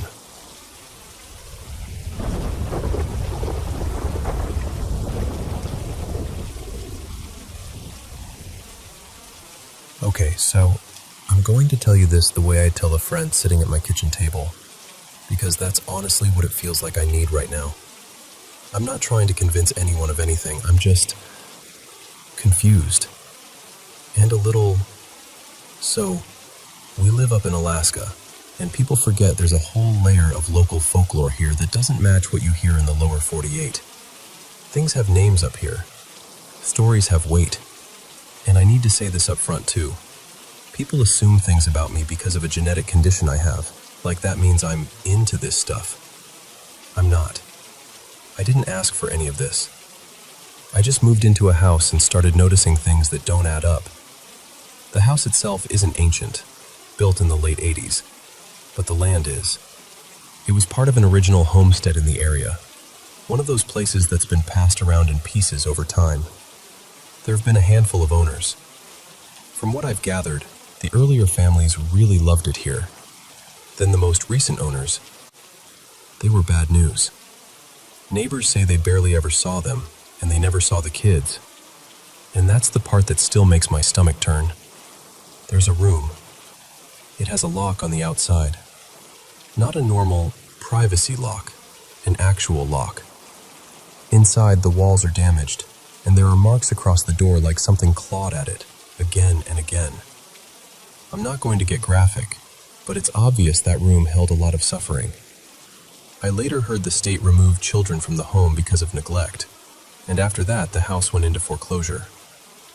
When you walk into this house, the feeling is strangely light, like bright air, even when it's dim outside. But that one room, it's different. It's heavy, like the air gets packed down, suffocating, like you're breathing through a blanket. At first, we didn't even really use it. We kept storage in there while we got settled. The door stayed shut, almost sealed up, just because it felt easier not to deal with it. But then we finally cleared things out and started setting it up as an actual room. And that's when everything sped up.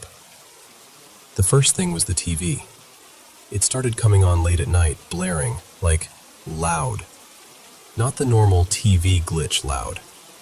The volume would be cranked way up. Other times I'd be watching something and it would just click off. We're not talking about power flickers. My husband Eli works in the trades. He checked everything electrical. The wiring is fine. We're also not right on top of neighbors or anything. The closest window from another house is an acre away. This isn't someone messing with us. And it sounds ridiculous to say, but it started to feel like it was aimed at me, especially when my dogs weren't in the room. If I'm alone in there, my cats act weird, clingy, intense, like they're guarding me. They'll climb on me and stare past my shoulder. They refuse to relax. The dogs will pace and keep looking at the doorway like they heard something I didn't. One night, I let the dogs out, and the second I stepped away, a bunch of items started rattling, like someone grabbed the furniture and shook it. I turned around and I watched a lamp slide. Not fall, move. I froze. I tried to explain it away in my head, like maybe the floor shifted or something, but there wasn't any reason for it. And then, this is the one that still makes my skin crawl. While I was sitting on the couch, I felt something touch me through the back cushion. The couch is hard-backed. There's no "someone bumped it" explanation. It was like fingers pressing, just for a second. Not gentle, not playful. Like testing whether I could feel it. My dad, Tom, was visiting. He's older, moves slow, and I literally called out, "Did you shut that?" Because I needed it to be anyone but what I was thinking. He wasn't even near the hallway. He was nowhere close. A few days later, I accidentally left that room's door open. That night, my breathing machine in the bedroom turned on by itself. It's not a simple switch. It takes multiple steps, buttons, clicks, a specific sequence. It just powered up and started running. That was the first time Eli experienced something directly, and I could see in his face the exact moment he stopped humoring me. Then there was the night that I can't stop replaying. I woke up at a weird hour, the kind of waking where your body says, something is watching you. I opened my eyes and there was a figure in the room. Not tall, not tiny either, maybe a bit over 5 feet. The TV was on, and the screen wasn't showing anything, just that dark, glossy frame. But the darkness looked wrong, like it swallowed the light instead of reflecting it. And it was staring at me. The eyes were... I don't even know how to describe them without sounding dramatic. The roundest, reddest eyes I've ever seen. Not glowing like a cartoon, just red, solid, unblinking. Fixed on me like it had all the time in the world. I didn't get a good feeling. Not fear like, boo, ghost. More like wrongness. Like when an animal locks onto you and you realize you're being assessed. So I did the only thing I could think to do. I covered my eyes and stayed still. I counted in my head. I waited, maybe 10 minutes. When I looked again, it was gone. And the feeling I had was this. It wasn't there to attack me. It was there to watch. And it didn't expect me to wake up. After that, I started keeping the door shut almost all the time. Recently, our whole household got knocked out by the flu, so we were stuck inside more than usual. We ended up in that part of the house a lot, and at one point we read scripture out loud. Not aggressively, not like some big ritual, just trying to bring some calm into the space. Things did quiet down a little for a bit, but then something else happened that I can't make sense of. There's an upper deck door. I went to let the dogs out. When I grabbed the handle, it started making this sizzling sound, loud, like something electrical arcing or like water hitting a hot pan. Except the handle wasn't hot. I checked it over and over. No heat. Nothing. The other side of the door was facing outside where it was about -3 degrees Fahrenheit. So it's not like we had some warm draft or condensation situation. I opened and closed the door a few times, and it kept sizzling every time I touched the handle. Finally it stopped, and I let the dogs out. Later, no sound. which is weird because that door seal is loud. My biggest dog walked back in, just appeared inside like the door had opened. She stood there with her head low, staring around, confused, sniffing, circling, like she was trying to find the source of something. Then she turned and went back out. I know I latched that door. I told Eli to shut it, and then I tried to shove it open, like I was hunting for a loose latch or some flaw. It wouldn't budge. Solid. The next day, my dad walked in while I was sick and, without thinking, made the sign of the cross. Just a reflex, like older folks do. Within minutes, there was banging. Not subtle, not old house settling. Loud, aggressive hits that made my chest tighten. And since then, the noises have only gotten louder. I've lived in older homes than this. I know creaks. I know pipes. I know winter expansion. This isn't that, and I'm at this point where I don't know what to do with it. I don't know what it is. I don't want to slap a label on it, because up here, labels matter, and I don't want to invite something worse by naming it wrong. But I also can't ignore the feeling I got from whatever was standing there watching me. I need you to know this too. I don't have a history of hallucinations. No sleep paralysis. No episodes like that. I'm not someone who sees things. I don't even like scary movies.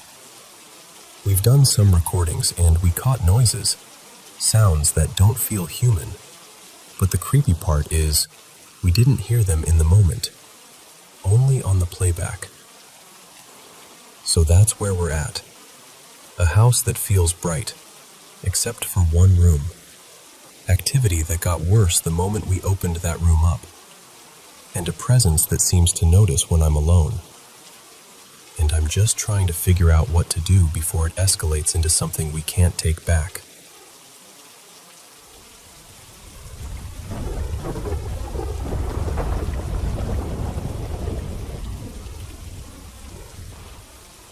So, this is something I wrote down for myself because I started feeling like I was losing my grip on what was real and what wasn't. It was a place my wife and I rented a few years back, about 4, maybe 5 years ago now. And at the time, I kept a running note of everything that happened, mostly in order because it was just too much to hold in my head. Right from the start, the house had these smells that made no sense. Like we'd have all the windows open, the place would be fully ventilated, and still, out of nowhere, you'd get this heavy, rotting food smell in the bedrooms. Not faint, not maybe the trash. It was there. And then other days it was the opposite, this scorched floral smell, like someone burned dried flowers or incense, but it would hang around for days. And sometimes it was chemical, sharp, almost like cleaning solvent, but not anything I could name.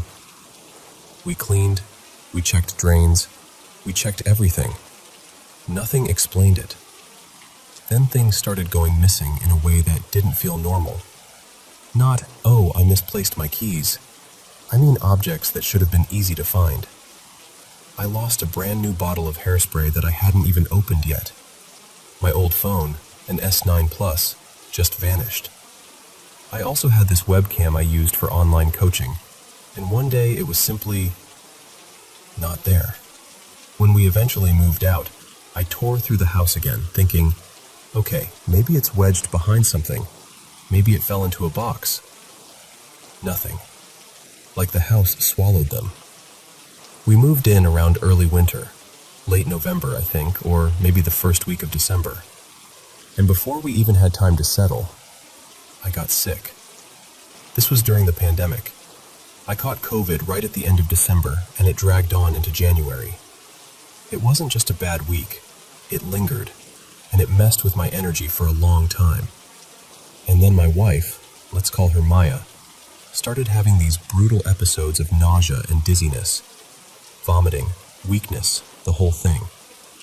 We went to multiple doctors, different meds, different opinions. Nothing really worked. It was so severe and constant that eventually she went to stay at her mom's place for a while. And this is the part that still sticks with me. She improved. Not instantly, but noticeably. With minimal medication, just better. She came back later when I had a freak accident. I was pulling in near the building and my hand got crushed between a car and a bike. It was fast and stupid and painful and sudden, and I remember thinking, what is going on with this year? With this place? She returned to help me manage everything while I recovered. Around the same time, my work life started collapsing in the strangest way. I had long-standing business partnerships, people I'd trusted, deals that were stable, and one after another, they failed. Not gradually, not for the same reason, just all at once, and in completely unrelated ways. One person had a sudden family crisis, another had financial trouble, another abruptly changed direction. It was like somebody snapped their fingers and my entire support system quietly fell apart. And the illnesses didn't stop. Me and Maya, both of us, had health issues constantly after moving in. Sometimes major, sometimes smaller, but it was always something. Month after month, it felt like the universe kept tossing little problems at us. Accidents, bad news, minor disasters, just enough to keep you tense all the time, like you could never exhale. And alongside all of that, my mental health started dropping. At first, I told myself it was just stress, which was true. There were life events happening, but the severity felt out of proportion. Like the sadness and the panic and the heaviness had an extra layer to them. Something sticky. Something that didn't lift even when things were calm. The house itself started showing weird signs too. There were marks on the floor, especially in the living room and the second bedroom, that wouldn't come out. We scrubbed. We tried different cleaners. It stayed. Maybe it was groundwater seepage. Maybe it was some issue under the tiles. I can't say, but it added to the feeling that something was off. There were animal things too, which might sound small, but they stuck with me. 2 different times, 2 different cats came and sat on the living room window ledge. I'm an animal person, so I fed them. One time I offered milk. Another time I offered bits of chicken I was cooking after the gym. Both cats wanted the food, but neither would come inside. Not even a paw over the ledge. They just stared past the window like the inside of the room was a line they refused to cross. At night, I started hearing things. And I need to be honest here. I questioned myself constantly. I told myself, you're stressed, you're anxious, your mind is playing tricks. But the sounds were so specific. Sometimes it sounded like dogs crying. Could have been from the nearby grounds. Sometimes it was weirder, like a voice in the passage outside, moving from the direction of the living room toward the second bedroom. The voice didn't sound clearly male or female, and I couldn't understand the words. It was like hearing language through water. One night I got up and checked. The watchman was asleep. The corridor was empty. The air was still. And that made it worse, not better. That second bedroom was always colder than the rest of the house. You could explain it. There were trees and open ground behind it, so maybe it just didn't get sunlight. But there was also this constant sensation in that room, especially later on, maybe by the 3rd year, that someone was watching. Like if you stood near the window or that corner of the room, you'd feel eyes on you. I kept dismissing it as paranoia, just a feeling, just nerves. But it never really went away. Our marriage started breaking down too. Maya and I didn't split up because of the house. We had our own issues, life pressures, old cracks. But the way things unfolded felt like an unknown catalyst kept pouring fuel on everything. The fights escalated faster than they should have. The misunderstandings turned into disasters. It felt eerie, like we were being pushed downhill when we were trying to stand still. Looking back, Maya also had a lot of unexplained health problems during those years, especially headaches. Some mild, some severe. Doctors couldn't find a clear cause. It was always maybe stress, maybe diet, maybe sleep. But nothing really clicked as an explanation.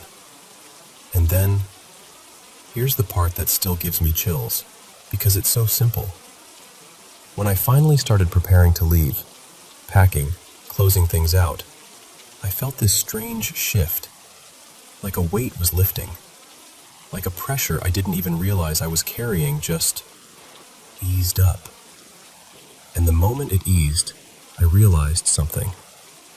I'd been living with a constant sinking feeling in that house. Not every minute, but like a background tone. A low, quiet dread. As I was on my way out, it felt like whatever that presence was, whether it was something real or just the accumulation of stress and association, was suddenly gone. Absent. And for the first time in a long time, my body felt like it could breathe.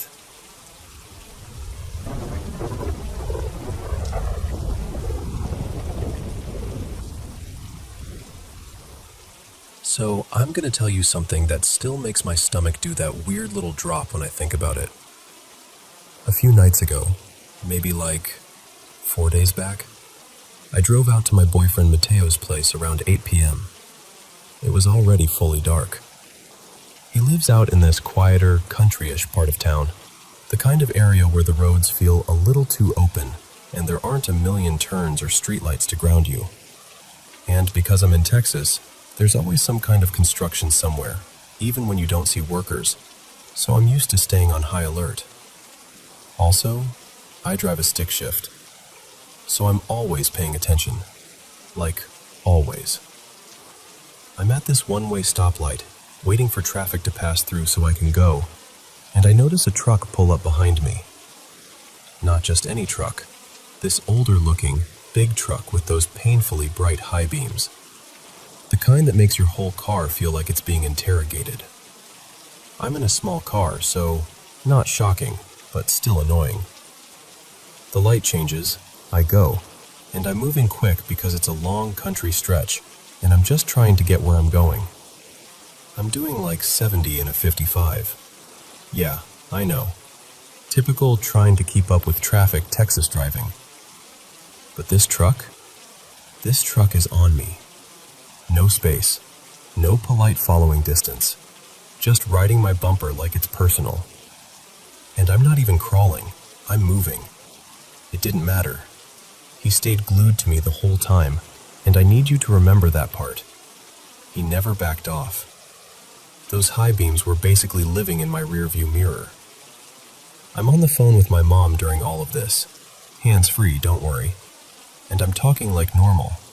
But my eyes keep flicking to the mirror because those lights are so bright, they're in my peripheral, even when I'm looking straight ahead. Then I make a right onto this road that's kind of hard to describe unless you've driven roads like this. When you enter it, there's exactly one left turn you can take pretty early on. And up ahead, there's a one-way stoplight with rumble strips leading into it. The rumble strips start kind of far back, like you hit them well before the actual intersection. There's no construction equipment, no cones, no workers, nothing pulled over on the shoulder. Just dark road, quiet air, and my car moving with this truck practically attached to my rear bumper. We pass that left turn, so at this point, if you miss it, you can't just casually oops back into it. You'd have to keep going, find somewhere to turn around, and circle back. And that's when it happens. I'm starting to roll onto the rumble strips, still talking to my mom, still watching the road, and those high beams in my mirror they shut off. Not dim, not a little flicker, not like he hit a bump, just gone, completely dark behind me. And I'm immediately like, wait, what? Because 1 second he's right there, and the next second it looks like the road behind me is empty. I check the mirror again like I'm glitching. Nothing. No lights. And I'm thinking, okay, maybe he's trying to pass? So I look over fast, expecting to see him coming up beside me. Nothing there either. And I'm not even exaggerating when I say it felt silent. Like I should have heard a big truck accelerate, or at least something. But there was just nothing. No engine roar, no whoosh, no tires, no sudden rush of movement. It's like the sound got swallowed with the lights, but there's nothing. Like he was never there at all. And I swear, I freaked out loud. I was like, "Mom, what the hell? He was literally right behind me." Something logical, but nothing fit. I honestly thought for a second he was about to ram into me, and then he just vanished instead, which somehow felt worse. Anyway, I keep driving and I get to Mateo's, pick him up, and we head out again about 10 minutes later because we were going to grab some stuff and just chill. And the whole time I'm still replaying it, like I'm trying to catch the moment I must have missed something. So we go back down the same road. No ambulance, no hazards, no wreck, no truck tucked off in the grass. Nothing that would suggest he'd slid off the road or had some emergency. Then later, maybe like 40 minutes after that, we drive back the same way again. Still nothing. Traffic's normal. Everyone's just driving like it's any other night. And the reason it messed with me so badly is because I know what I saw. He was so close to me for so long, matching my speed, lighting up my whole car from behind. And then, right as I'm hitting those rumble strips, he turns his lights off and is just nowhere. And there's no way a truck that big quietly disappears in a second without me seeing any trace of where it went. I'm not on medication. I wasn't tired in that scary, half-asleep way. I wasn't high. I wasn't buzzed. I'd literally just gotten off work. I was fine. So yeah, I'm asking you like I asked my mom that night, because I still can't explain it. Have you ever experienced something like that? Like a car behind you just blinks out?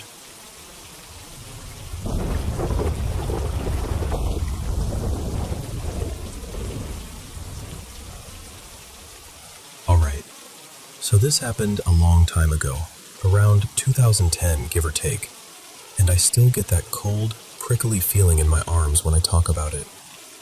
There was this cabin out in the woods that belonged to my family. It wasn't fancy, more like a rough, old place with a basement and a long, curving driveway that always felt darker than it should have. Even when I was little, way before any of this, I never slept well there. You know how some places just feel off? Like the air is heavier for no reason? That was this cabin. And then things got worse after my buddy, I'll call him Dylan, crashed there for a while. Dylan had gotten kicked out of his parents' place and showed up with this jittery, wired energy. Back then, I didn't fully understand what was going on, but looking back, he was deep into stimulants and also weirdly obsessed with demon stuff. Like reading forums at 3 a.m. obsessed. Later, I found out he'd gone down into the basement one night completely tweaked, cut himself, and smeared blood on a Ouija board. Then he tried doing some sloppy ritual he'd pulled from some grim-looking website, one of those ancient keys kind of things. I didn't know any of that at the time. I just knew he got stranger and meaner. Eventually, he snapped at my relatives, screaming, acting like he wasn't himself, shut off the power at the breaker, and threatened people with a gun. That was the end of him staying there. We kicked him out, no debate. But here's the thing. Even after Dylan was gone, the cabin didn't go back to normal. If anything, it felt like whatever wrongness had always been there finally had permission to show itself. And later, years later, I learned two details that made my stomach drop. One, the land had native burial sites on or near it. People had found arrowheads out in the fields for years, like the ground had memories it didn't want disturbed. 2. My grandmother, sweet, quiet, church on Sunday grandmother, had journals hidden away. Not diaries, journals, full of rituals she'd been doing out there for years. So, yeah, that's the backdrop. There were 3 moments that stand out the most. 3 times I couldn't explain away what happened, no matter how badly I wanted to. First experience. This was the most movie scene one. We were out there doing the usual. Couple friends, some drinks, junk food, video games. Nothing dark, nothing spooky. Just a normal night. At one point, a little tipsy and feeling creative, I noticed this old framed picture on the kitchen wall. Nothing special, just kind of faded and dated. I got the genius idea to redraw it on a sheet of paper with all these bright, trippy colors, like a warped, psychedelic version. I finished it, laughed at myself, and put it back where it was. Then we went back to the living room and kept playing. Later that night, we're asleep, spread out in different rooms, and suddenly we hear this violent crash from the kitchen. Not a something fell over crash, a slam. We rush in there and that same picture is across the kitchen, like a cross, frame shattered, glass everywhere. And the distance didn't make sense. It didn't drop straight down. It looked like it got thrown, hard. And while we're standing there trying to process it, 3 of us wide awake now, one of the bedroom doors down the hall starts opening. Slowly, smoothly, like someone's hand is turning the knob and pulling it open, except there wasn't anyone there. Inside that room, our friend and his girlfriend were asleep. Second experience. This one was the creepiest because it felt aware. This was before smartphones, before you could blame everything on Bluetooth or some weird app. No internet out there, just us and a basic stereo system someone had brought. We were watching a comedy. I can't even remember which one. I just remember we were laughing, having a good time. Then, out of nowhere, the stereo speakers crackle and this distorted voice blasts through, like a warped, gravelly shout. I swear it sounded like it was yelling something about trash or garbage, something like that. Every single one of us froze, just dead still, staring at each other like, "Did you hear that? Please tell me you heard that." And right then, like the timing was planned, the trash bag by the door tips over. Beer cans spill and clatter across the floor. And before anyone can even speak, we hear this heavy scraping sound upstairs. Now, upstairs there was this old hardwood dresser, solid, thick, the kind you don't casually bump out of place, easily a couple 100 pounds. You'd need 2 people to move it without cursing the whole time. But we hear it dragging, like someone's shoving it across the floor. We go up there, slow, nervous, trying to act brave. And sure enough, the dresser had moved. Not just shifted, it had slid far enough that it was partially blocking a bedroom door from opening properly. And the worst part? One of our friends had planned to sleep in that room that night. Guess who suddenly decided the couch downstairs was more comfortable? Third experience. This is the last time I ever went there alone. It was winter, snow on the ground. One of those nights where the cold feels personal, like it's leaning into you. I'd left my backpack there, school stuff, something important I needed for the next day. So I drove out with Dylan and asked him to come with me to grab it. He refused. He kept making excuses. His knees hurt. He needed to call someone. He was tired. Just excuse after excuse. At the time, I thought he was being lazy. Now I think he was scared to go back inside after what he'd done. So I went alone. I walked down that winding driveway, snow crunching under my shoes, and the whole time I had this rising sense of dread, like my body was trying to warn me and my brain kept going, "Relax, it's just a cabin, you're being dramatic." But it was so quiet out there that night, it didn't feel natural. No wind, no animals, nothing. I stepped inside and, this is such a small detail, but it still freaks me out. My flip phone suddenly started beeping like it was trying to record audio. Then it beeped again. Memory full. Again. Memory full. Like it had been recording on its own. That was the first moment I thought I should leave. But I didn't. My backpack was right where I left it, on the couch. I could see it. I walked toward it, and that's when I realized the cabin felt wrong in a different way. The little nightlight in the hall was off. The heater wasn't running. No hum, no background sound. It was like the building was holding its breath. As I passed the hall, the floor heater suddenly kicked on with the most awful screeching sound I've ever heard. Like metal grinding against metal, but angrier. And I stopped dead. Not because I wanted to, because my body just locked. And then I felt it. This pulling sensation, like an invisible current tugging me down the hall toward that sound. Not a gentle pull, a forceful one, like something had hooked into me and was trying to reel me in. My body moved without me deciding to move. I threw my hands out in front of me, like a defensive stance, and it felt like I was pushing against something thick and heavy, like pressure in the air. And then I yelled, screamed really, something that didn't sound like English.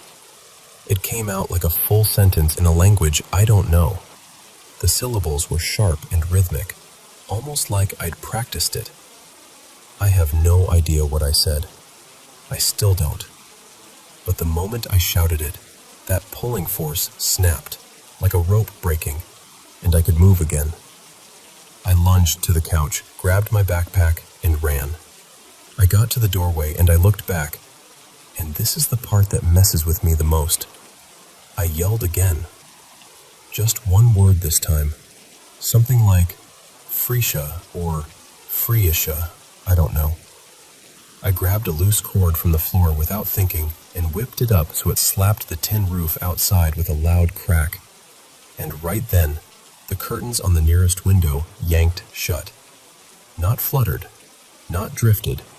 They snapped closed like someone grabbed them and pulled. I didn't walk after that. I sprinted up the driveway so hard I thought I'd puke. Dylan was waiting up near the car, and we left immediately. When I told him what happened, he didn't even look surprised. He just went, "Yeah, it gets weird out there sometimes." And that's when something inside me went cold. Because normal people don't react like that. Not unless they already know. I'll say this because I mean it. I'm not telling you this to romanticize any of it. I'm not trying to sound edgy or mystical. I'm telling you because it scared me in a way I still can't fully explain, even now. And if there's one thing I took from all of it, one hard, simple warning, it's this. Don't mess with rituals you don't understand. Don't treat spiritual stuff like it's a party trick. You don't get to choose what answers back.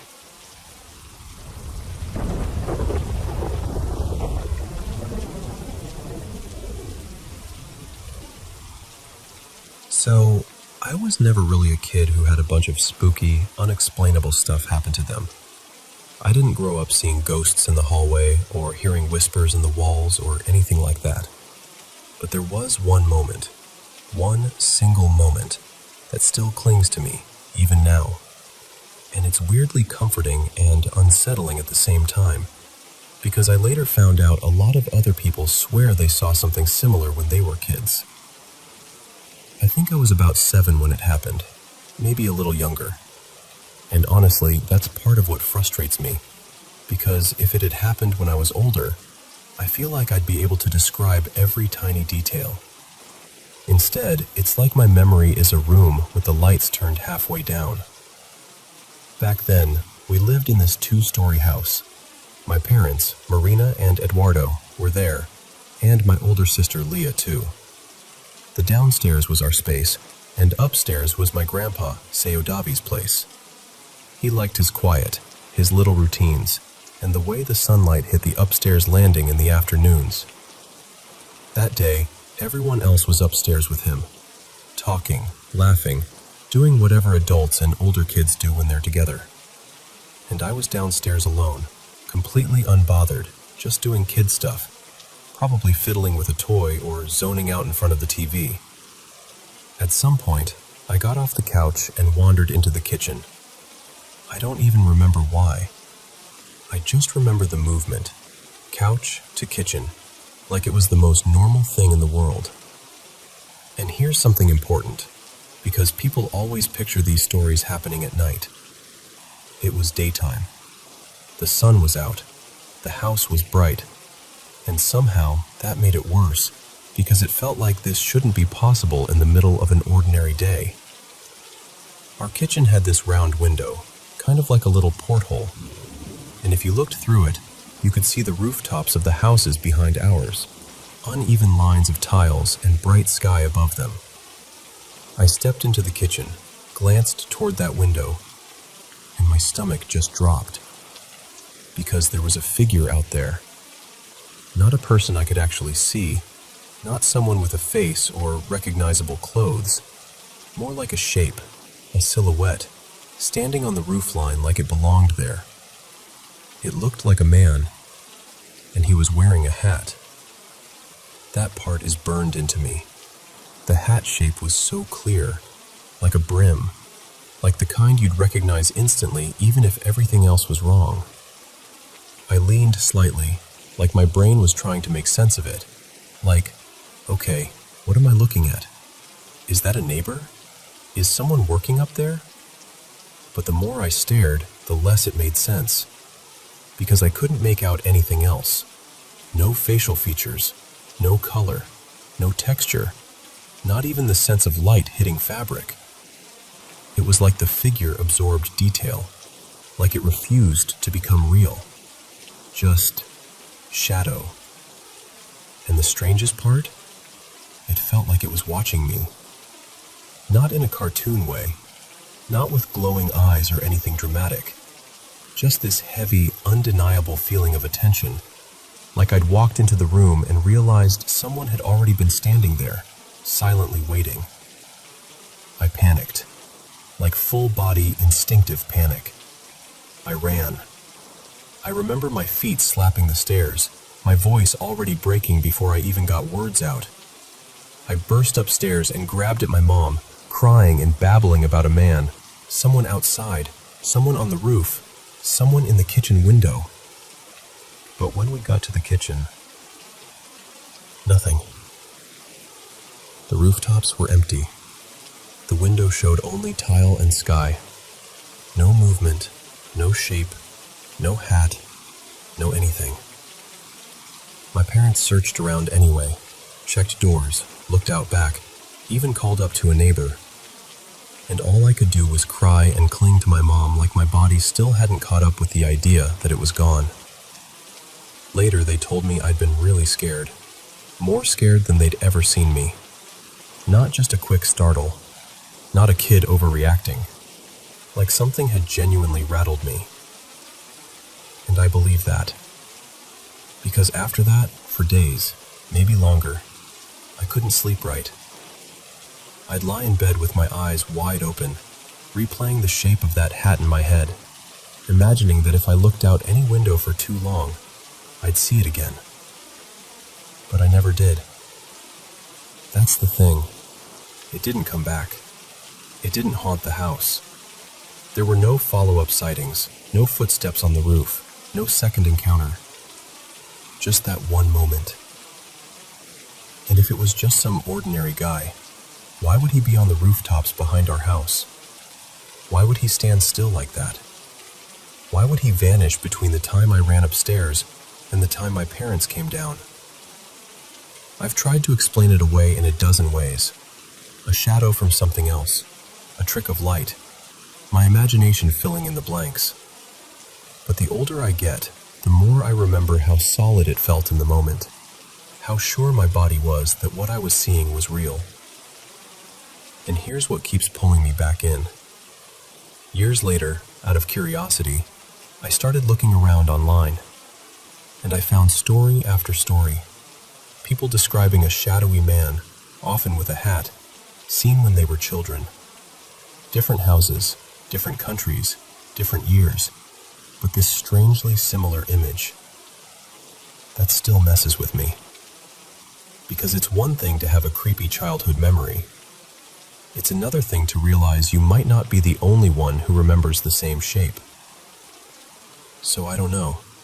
Maybe it was nothing. Maybe it was something my 7-year-old brain couldn't process, and it filed it away as man in a hat. Or maybe it really was something. Either way, I've carried it for a long time, and I'm genuinely curious. Have you ever seen anything like that? Even just once? Even as a kid? I'd honestly love to hear it, because this story still sits in the back of my mind like an unanswered question.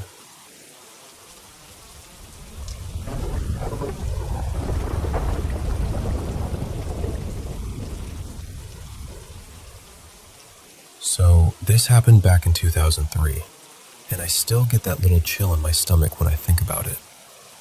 My cousin Marissa and her husband were throwing a small party. Nothing fancy, just a normal get-together. I was 19, and I still didn't drive yet, so my mom drove me and my friend Jade over to Marissa's place. When we pulled up, it was quiet.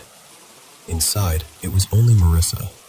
Her husband and one of his buddies had run out to grab snacks and beer, and her kids were with a sitter. So it was literally just the 4 of us in the house. Me, my mom, Jade, and Marissa. My mom stayed for a bit, chatting like moms do, catching up and asking a million questions about the new place. About 15 minutes after we got there, I went to use the bathroom. Everyone else was still in the living room, just talking. And here's where it gets weird. I'm sitting there, minding my own business, when the doorknob starts turning. Not a jiggle, like someone is genuinely trying to open it. So I go, "Hey, give me a minute, I'll be out." But it kept turning, and it got more forceful, like whoever it was getting impatient. I remember feeling annoyed, like, seriously? So I hurried up, pulled my jeans up, washed my hands fast, and swung the door open, fully expecting to see my mom or Jade being goofy or something. Instead, I see this older man, maybe late 50s or early 60s, kind of hunched like he didn't want to be noticed. He had on this button-up shirt, like a dress shirt, and the second I made eye contact, he ducked and moved fast, like a quick shuffle run, straight into one of the bedrooms down the hall. I just stood there for a second like, what? Who is that? I went straight back into the living room and said, "Who is the older guy that just went into the bedroom?" And they all stared at me like I was speaking a different language. My mom was like, "What older guy?" Jade was like, "Marissa, is someone else here?"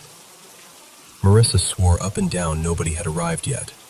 So I explained everything, how the knob turned, how I answered, how I opened the door and saw him, and how he ran into the bedroom.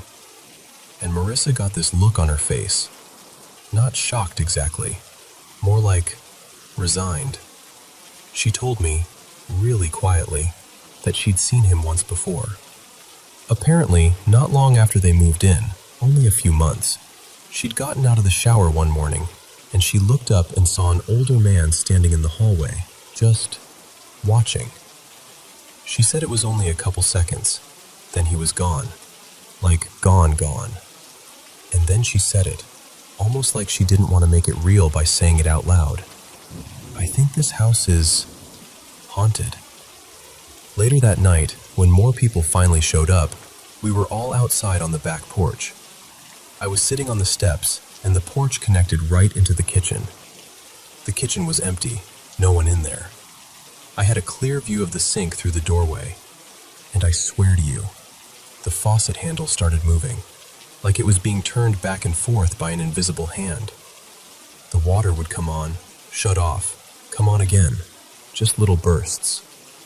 And the handle itself was shifting like someone was testing it. A couple people near me noticed too, because the conversation kind of stumbled into this awkward pause. Like nobody wanted to be the first one to say, are you seeing that? I've had more experiences than just this one. Enough that I've stopped trying to convince people who already decided they don't believe. All I can tell you is, I know what I saw. I wasn't drunk. I wasn't high. I wasn't sleep-deprived or imagining things. I don't hallucinate. I'm not telling it for attention, because what else can I say? It happened.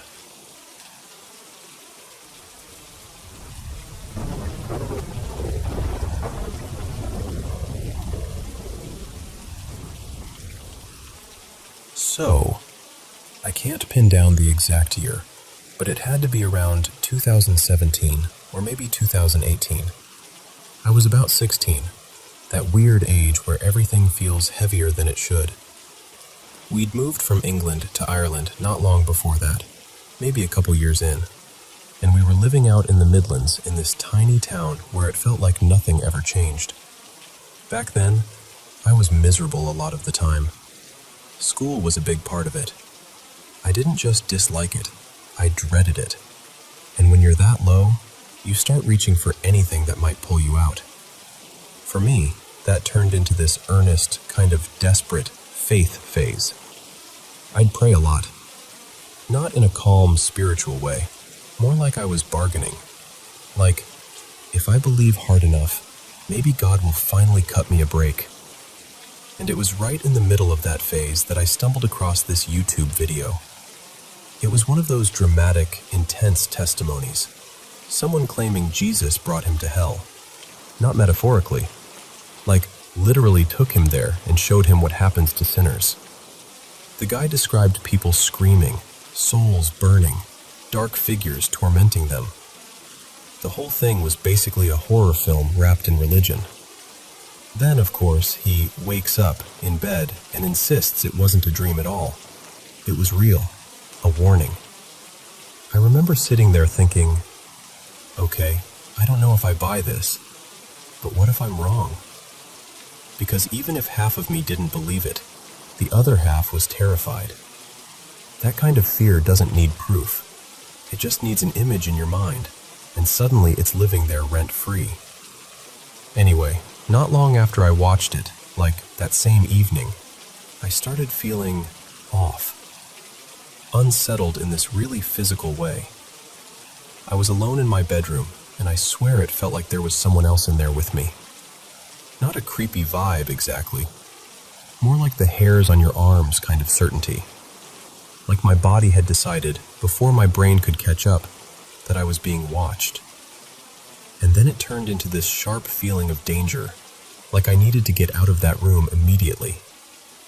So I left. I remember moving fast but trying not to look panicked. Like if I acted normal, it would stay normal. I walked out onto the landing and started down the stairs, heading for the downstairs rooms where my family was. My mom was in the living room, my dad in the kitchen, and my little brother, well, not little, but younger than me, was around too.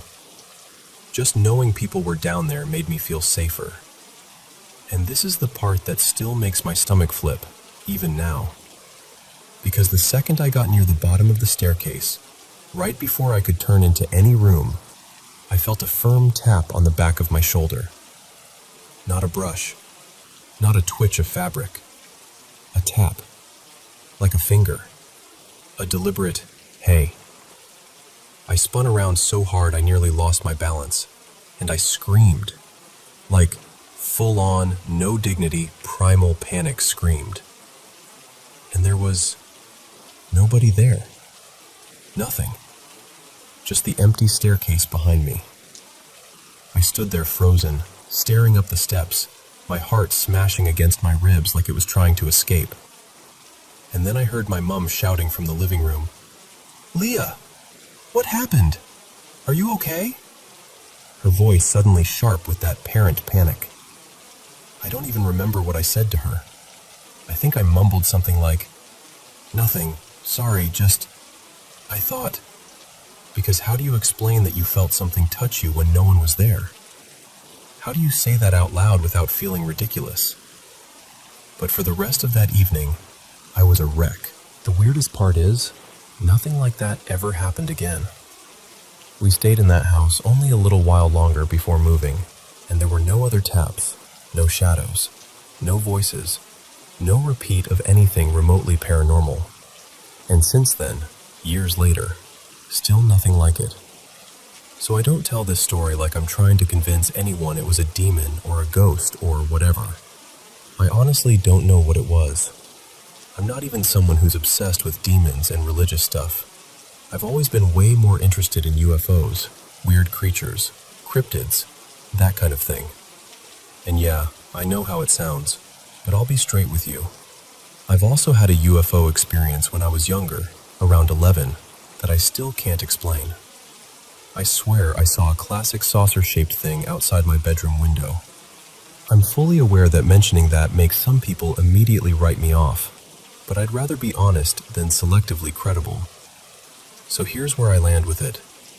Maybe the tap was supernatural. Maybe it was my brain misfiring from fear after watching something that terrified me. Maybe my body was so wound up that it turned a normal sensation, static, muscle twitch, a strap shifting, into something my mind interpreted as a touch. I genuinely don't know. But I do know it felt real. It felt external. And the timing, right after watching that hell video, still messes with me. And the reason I'm even telling you now is because I kept it quiet for a long time. I think part of me worried that if I told people I'd had both a UFO story and a something touched me story, nobody would take me seriously at all. So if you've ever had something like this happen, especially the feeling of being watched, the sudden dread, the physical touch that shouldn't be possible, I'd honestly like to hear what you think it might have been. Even if the answer is, that sounds like a fear response, I'm open to that. I'm not looking for a neat label. I'm just trying to understand what happened on those stairs.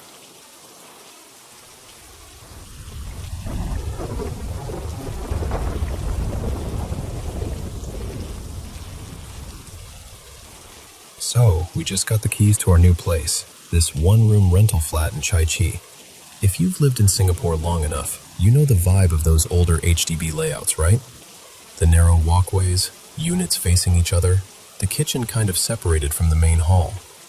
It's not scary exactly, but it feels like the walls have seen things. Quiet, aged energy. And honestly, the block is mostly elderly residents.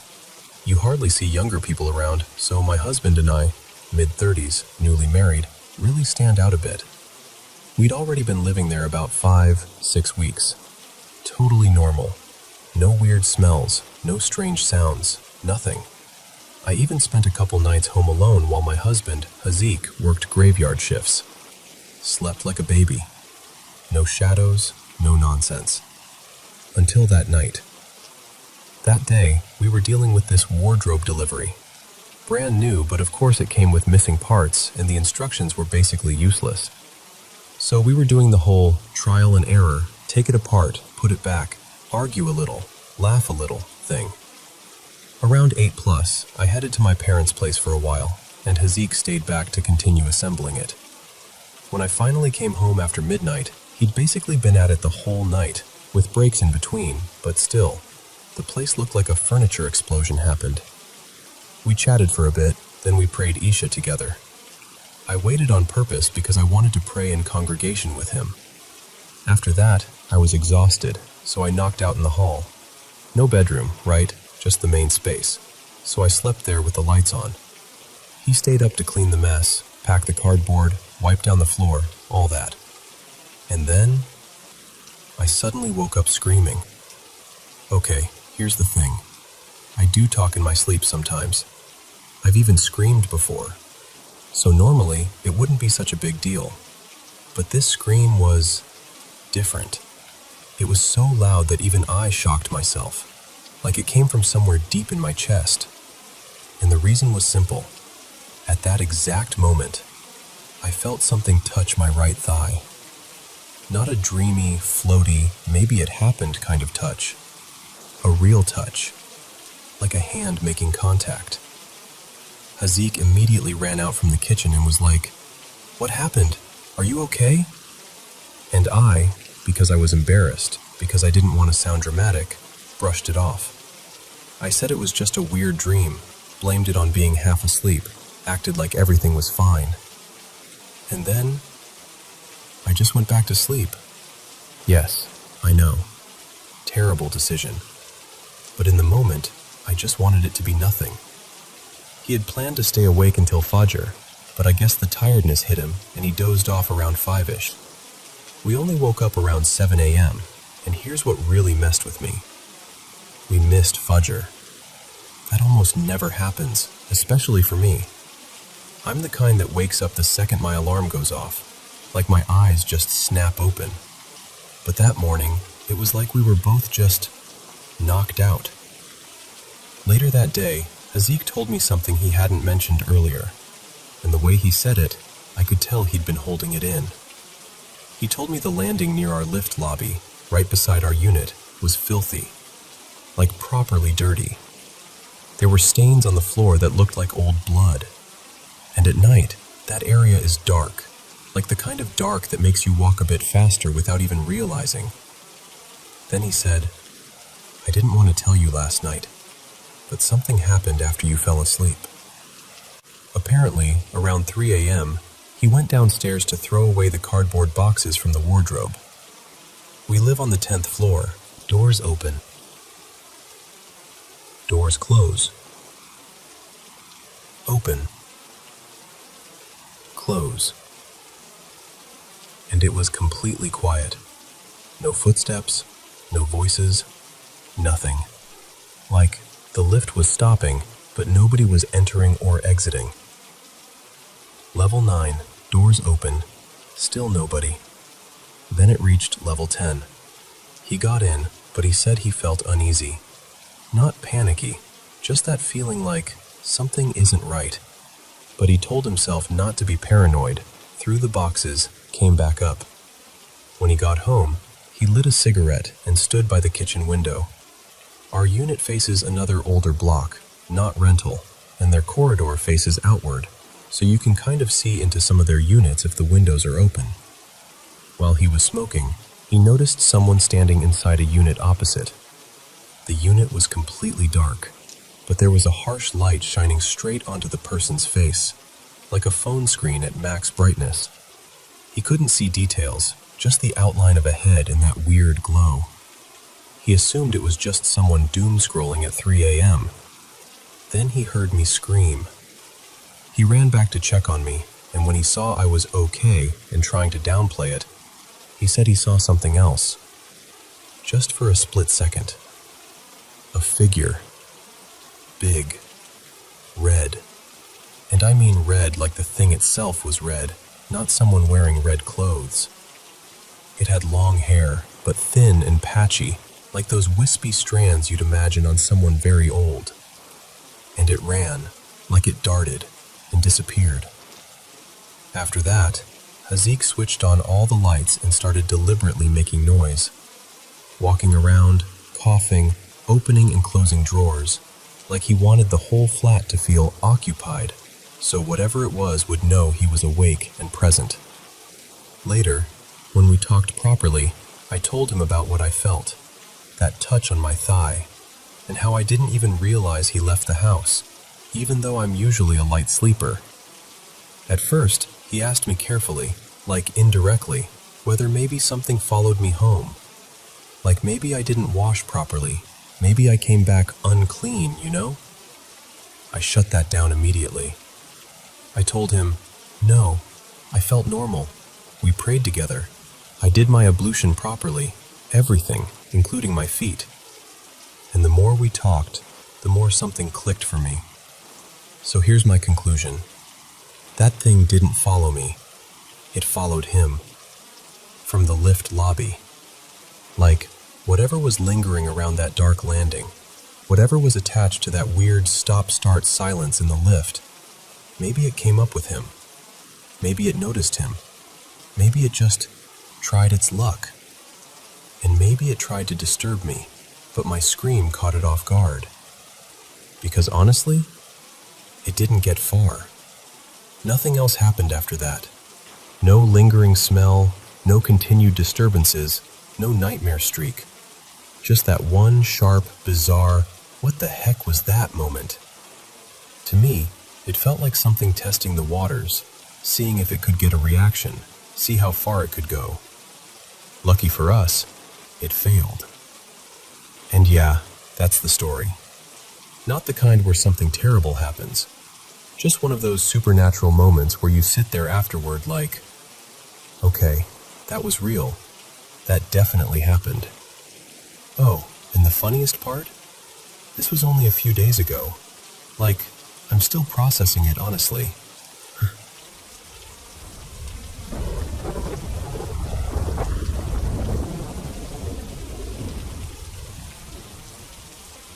Okay, so let me tell you what happened, because I still don't know what to do with it in my head. So I went to the Myrtles Plantation on December 29th, 2025, and it was just a self-guided tour, nothing fancy. I was there with my dad, and I was honestly just excited because I love photography. Like, I'm young, sure, but I'm serious about it.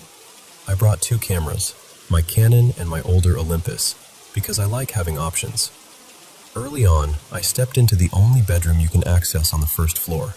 It's got this famous mirror that everyone calls haunted, and of course I'm like, okay, perfect photo opportunity.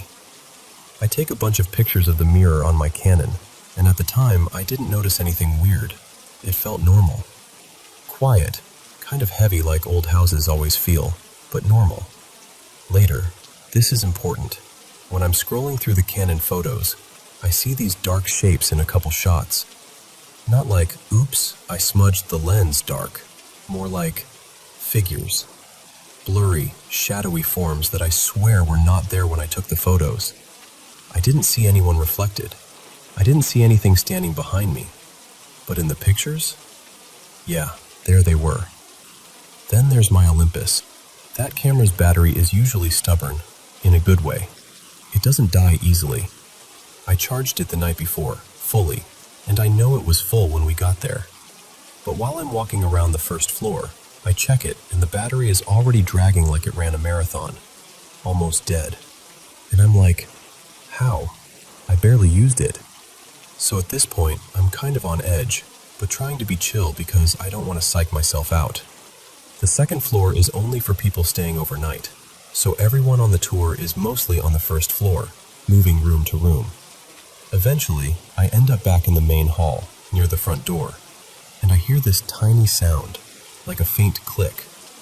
I look down toward my side, right where the sound came from, and I see one of my earrings on the floor. Just dropped, like it popped out by itself. And here's where it gets weird in a way that feels too specific to ignore. There's this ghost story there about a spirit named Eliza. She's known for messing with earrings, especially dangling ones. And of course the one that fell was a dangle. People say she does it because she's jealous.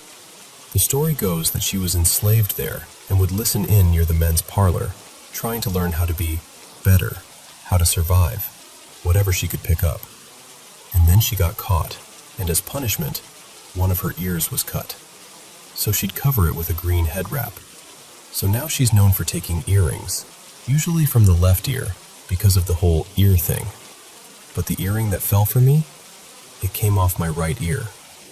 And I'm standing there thinking, okay, that's not the usual story. But then I realized my left ear had been kind of blocked because I was wearing my headphones. Like, they cover my ears pretty snug. So if something, or someone, wanted to mess with an earring, my right ear would have been easier. And speaking of the headphones, they're honestly the creepiest part of the whole day. Because earlier, on the self-guided tour, they give you one of those little devices you can scan with. You scan a spot in a room, and it plays audio about whatever you're looking at. History, stories, all that.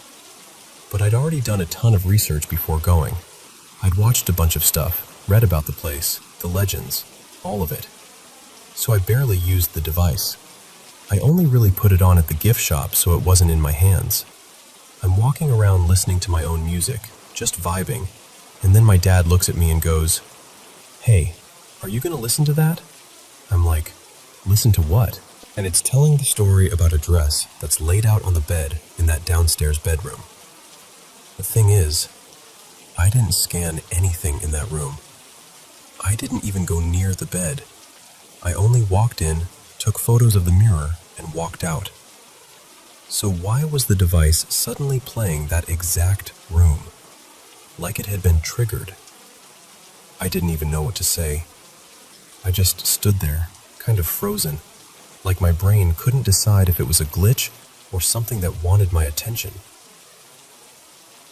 After that, we go into the men's parlor, and there's this guide there answering questions. Super kind, very calm, not pushy or cheesy at all. While we're talking, someone brings up the earring thing, and I'm like, half joking, half not. Yeah, I'm about to put my headphones back on so she doesn't take the other one.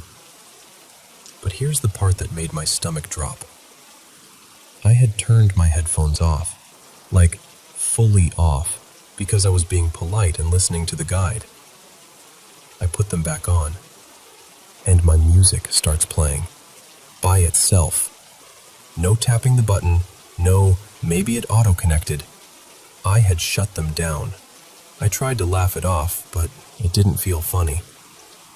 Then I end up chatting with this girl around my age, sweet, chatty, totally normal, and this new group walks in, like 10 or 15 people.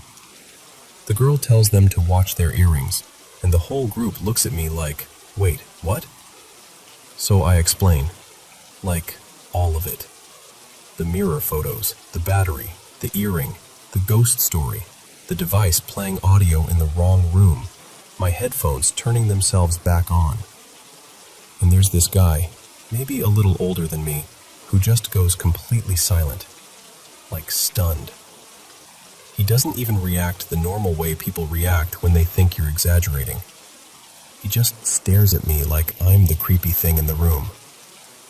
Someone in the group asks, "That actually happened? Like, historically?" And the girl jumps in like, "Yes, that's the story here. That's what they say happened."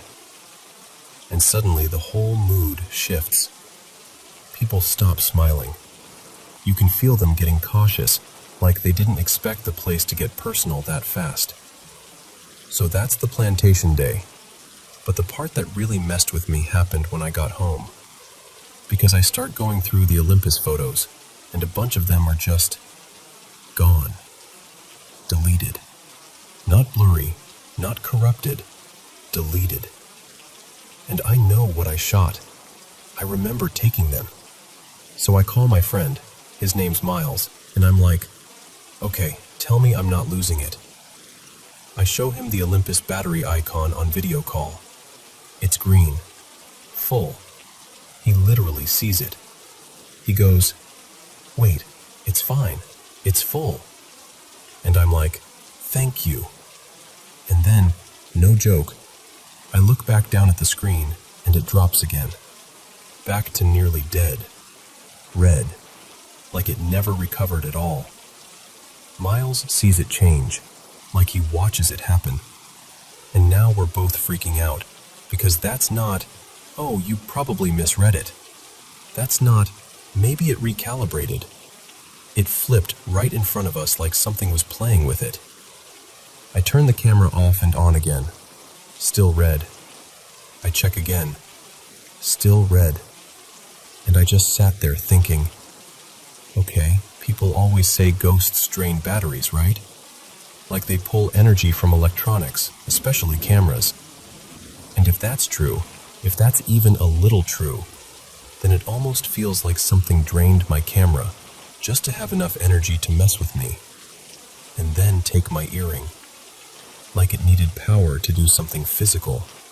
And the fact that the battery went full for a moment, just long enough for my friend to see it, and then dropped again, that's what makes me feel like it wasn't random. So yeah, that's my Myrtle story. And I'm not saying I know what it was.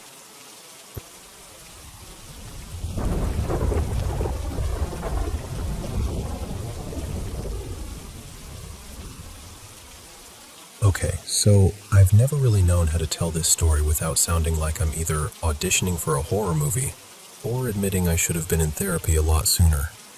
But you're here, you're listening, and I'm just gonna tell it the way it happened. So, the first weird thing, like the first time I felt that, oh, something is in here with me, feeling, was one night when I was sitting in the living room with all the lights off, pitch black. I was waiting for my mom to finish brushing her teeth before we went upstairs, because I didn't like walking around the hallway alone at night. I was just sitting there, trying to be brave, staring into the dark like that helps. And then, right behind me, someone wolf whistled.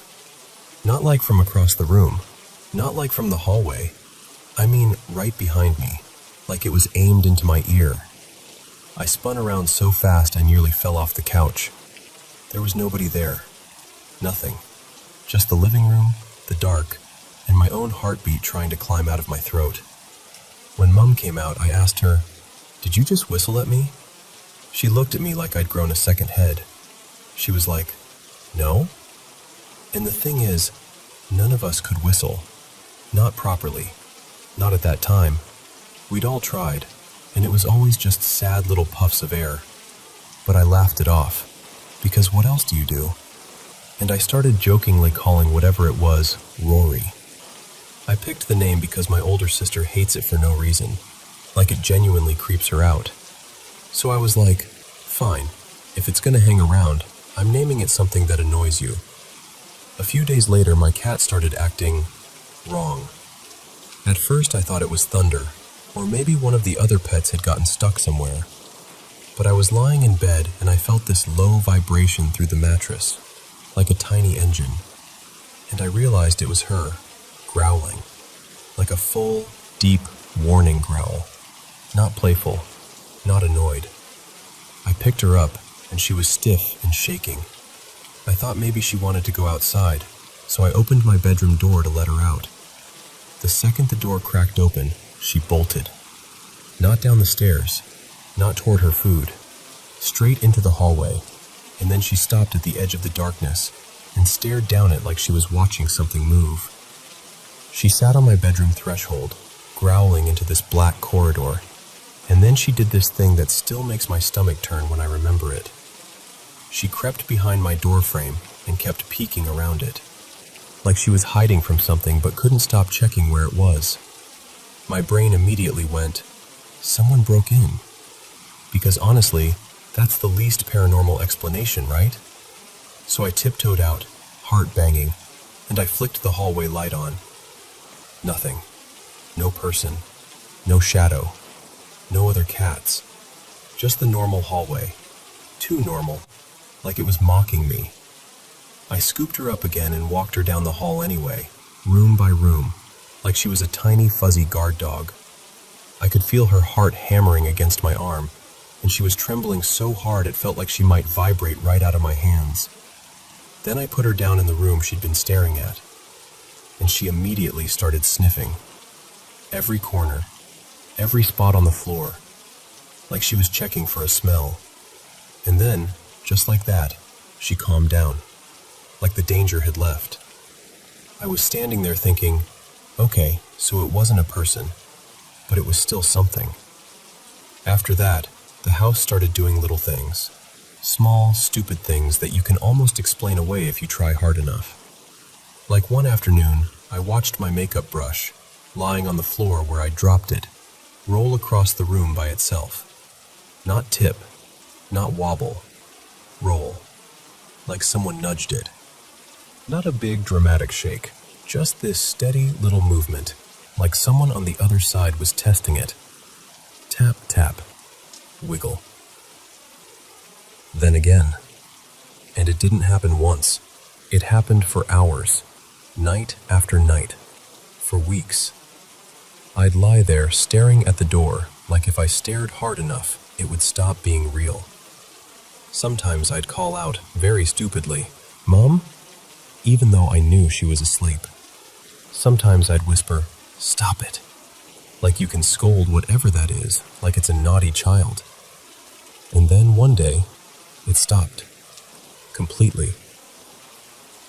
2 whole months went by with nothing.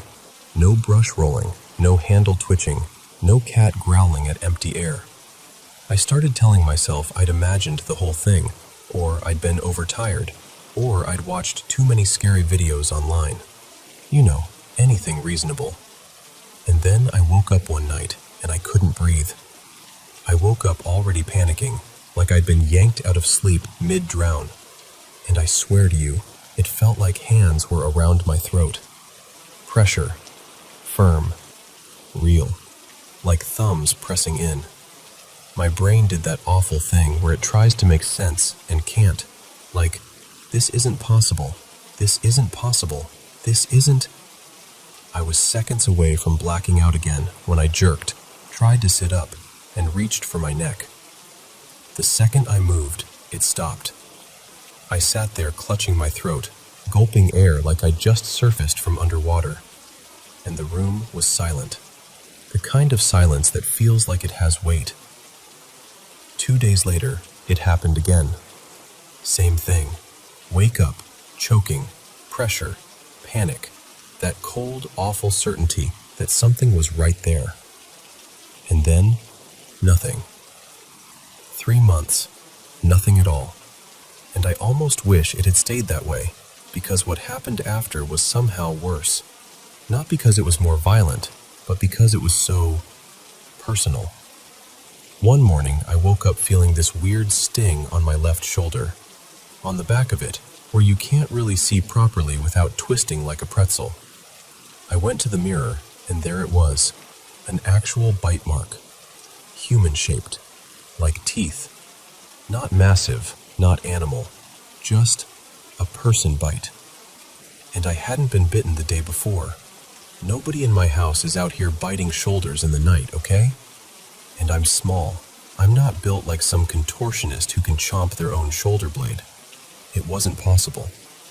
I stood there staring at it, and I remember laughing, like a shaky, disbelieving laugh. Because what do you even do with that? So I went back to joking. I started saying the name again, Rory, like it was some little prankster ghost roommate.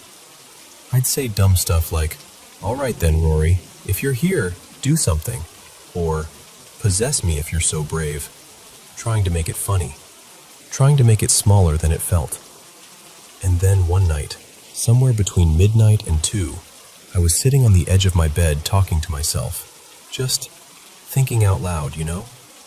The house was quiet, and suddenly I felt this cold.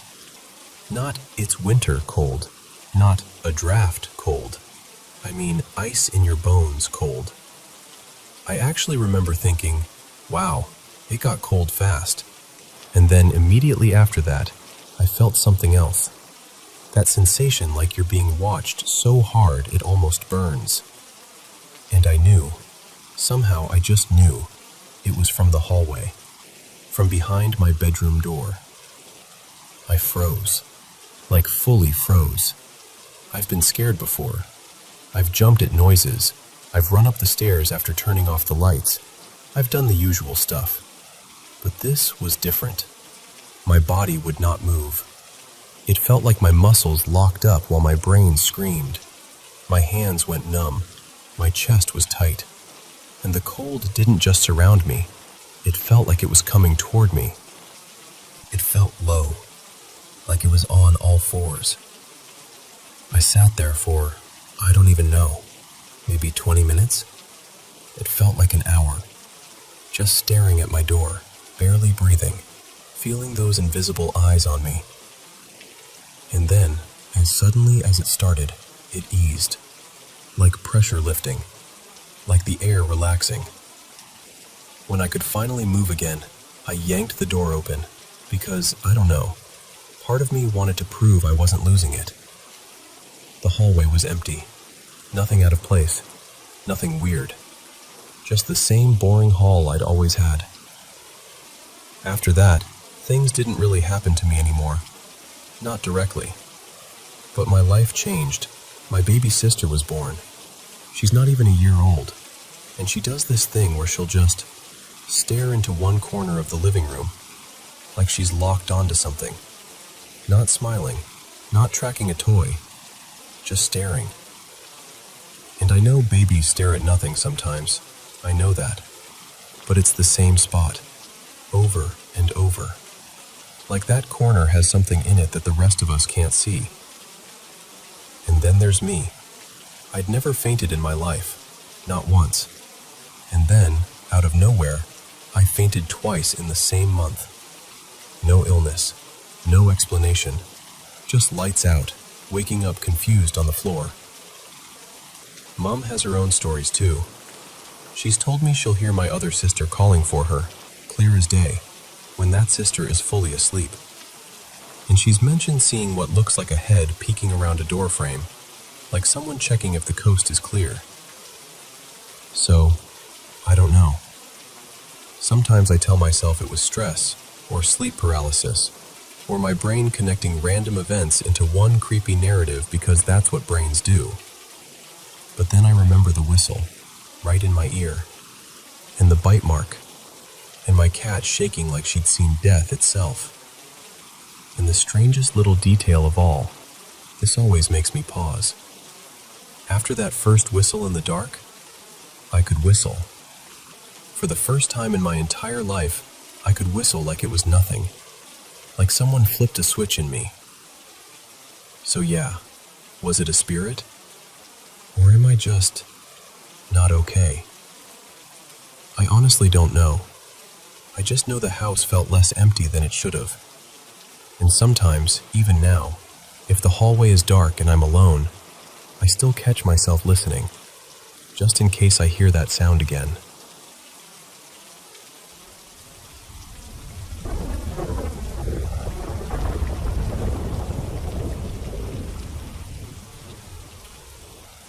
So, I've never touched a Ouija board in my life, and honestly, after you hear this, you'll understand why I plan to keep it that way.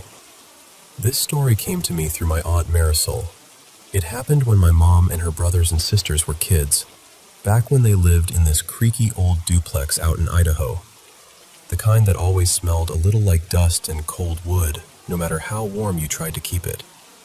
The place had a shared basement. Both sides of the duplex went down to the same concrete steps, and tucked off to one side was this crawl space that ran underneath both units. It was low enough you had to crouch, dark enough that your flashlight felt like it was working overtime, and the ground was just dirt, packed earth. Thick wooden posts held everything up, and the whole space had that hush to it, like it swallowed sound. My grandma, Lena, actually cleaned it out on purpose so the kids could play down there. She figured it was better to give them a hideout than have them running wild outside after dark. And they loved it. They turned it into whatever they wanted. A fort, a pirate cave, a secret clubhouse. They'd drag down old blankets, make up stories, whisper and giggle like the crawl space itself was part of the game. Then one afternoon, my mom, Tessa, and her brother, Rico, got bored and started digging in the dirt near the very back, where the ceiling dipped even lower. Just messing around, scraping at the ground with their hands like they were searching for treasure. And in a way, they were, because they hit something flat, something hard. They pulled it out, brushed it off, and it was a Ouija board. Not a new one either, worn looking, like it had been handled a lot. None of them knew where it came from. They all swore they'd never seen it before. Nobody admitted bringing it down there. It was just there, like it had been waiting. And of course, they were kids, curious, half scared, half thrilled. They didn't really understand what it was. They just knew it was a spooky game. So they tried it. They sat in a little circle in the dirt and put their fingers on the planchette and started asking the kind of dumb questions kids ask. Is anyone here? What's your name? Laughing when nothing happened, daring each other to take it seriously. But the fun didn't last long because my grandma found out. And when I tell you she didn't play around, she did not play around. Their family was very religious, strict, devout. And Lena was the kind of woman who could silence a whole room just by standing in the doorway. When she saw what they'd dragged out, she went cold. No yelling, not at first. Just this hard, furious quiet. She snatched it up like it was something contaminated, marched it upstairs, and destroyed it. Not just tossed it, destroyed it. My aunt said she cut it into pieces, cracked it, tore it up until it was nothing but scraps, and then she took those scraps out to the trash like she was taking out something dangerous. And after that, she made it very clear.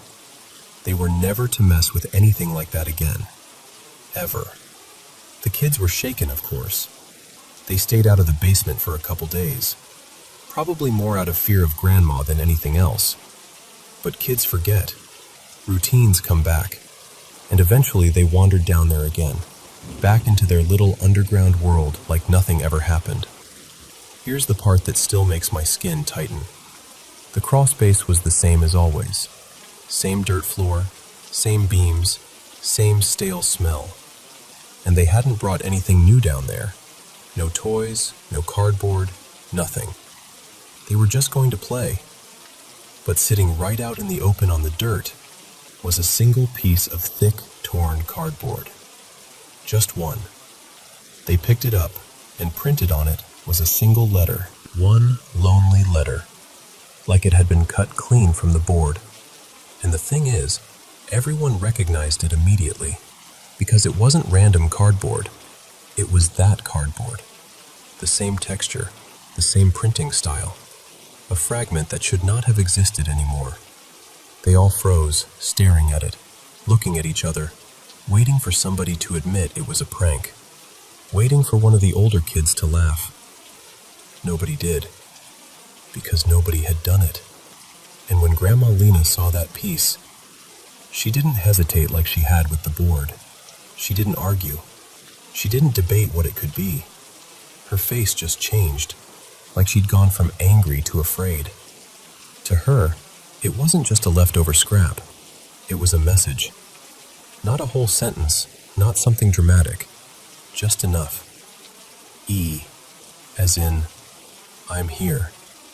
Still here. After that, she had a priest come bless the house. Not a casual prayer either. Full blessing, holy water, the whole thing. She was convinced something had gotten invited in, and she wanted it out. But even after the blessing, my mom said the house never felt totally normal. Little things. The kind you could explain away if you tried hard enough. A soft knocking from the basement when nobody was down there. The sense of being watched in that hallway that led to the stairs. Cold patches that didn't make sense. And my Aunt Marisol told me this one line that sticks with me. The crawl space stopped feeling like a clubhouse after that. It felt like a place you weren't supposed to go. So yeah, people can call it superstition. They can call it coincidence. But if you ever found one single letter from something you watched get destroyed, sitting in the exact place you found it in the first place, like it came back on its own, I don't know. All I know is this. I've never touched a Ouija board, and I never will.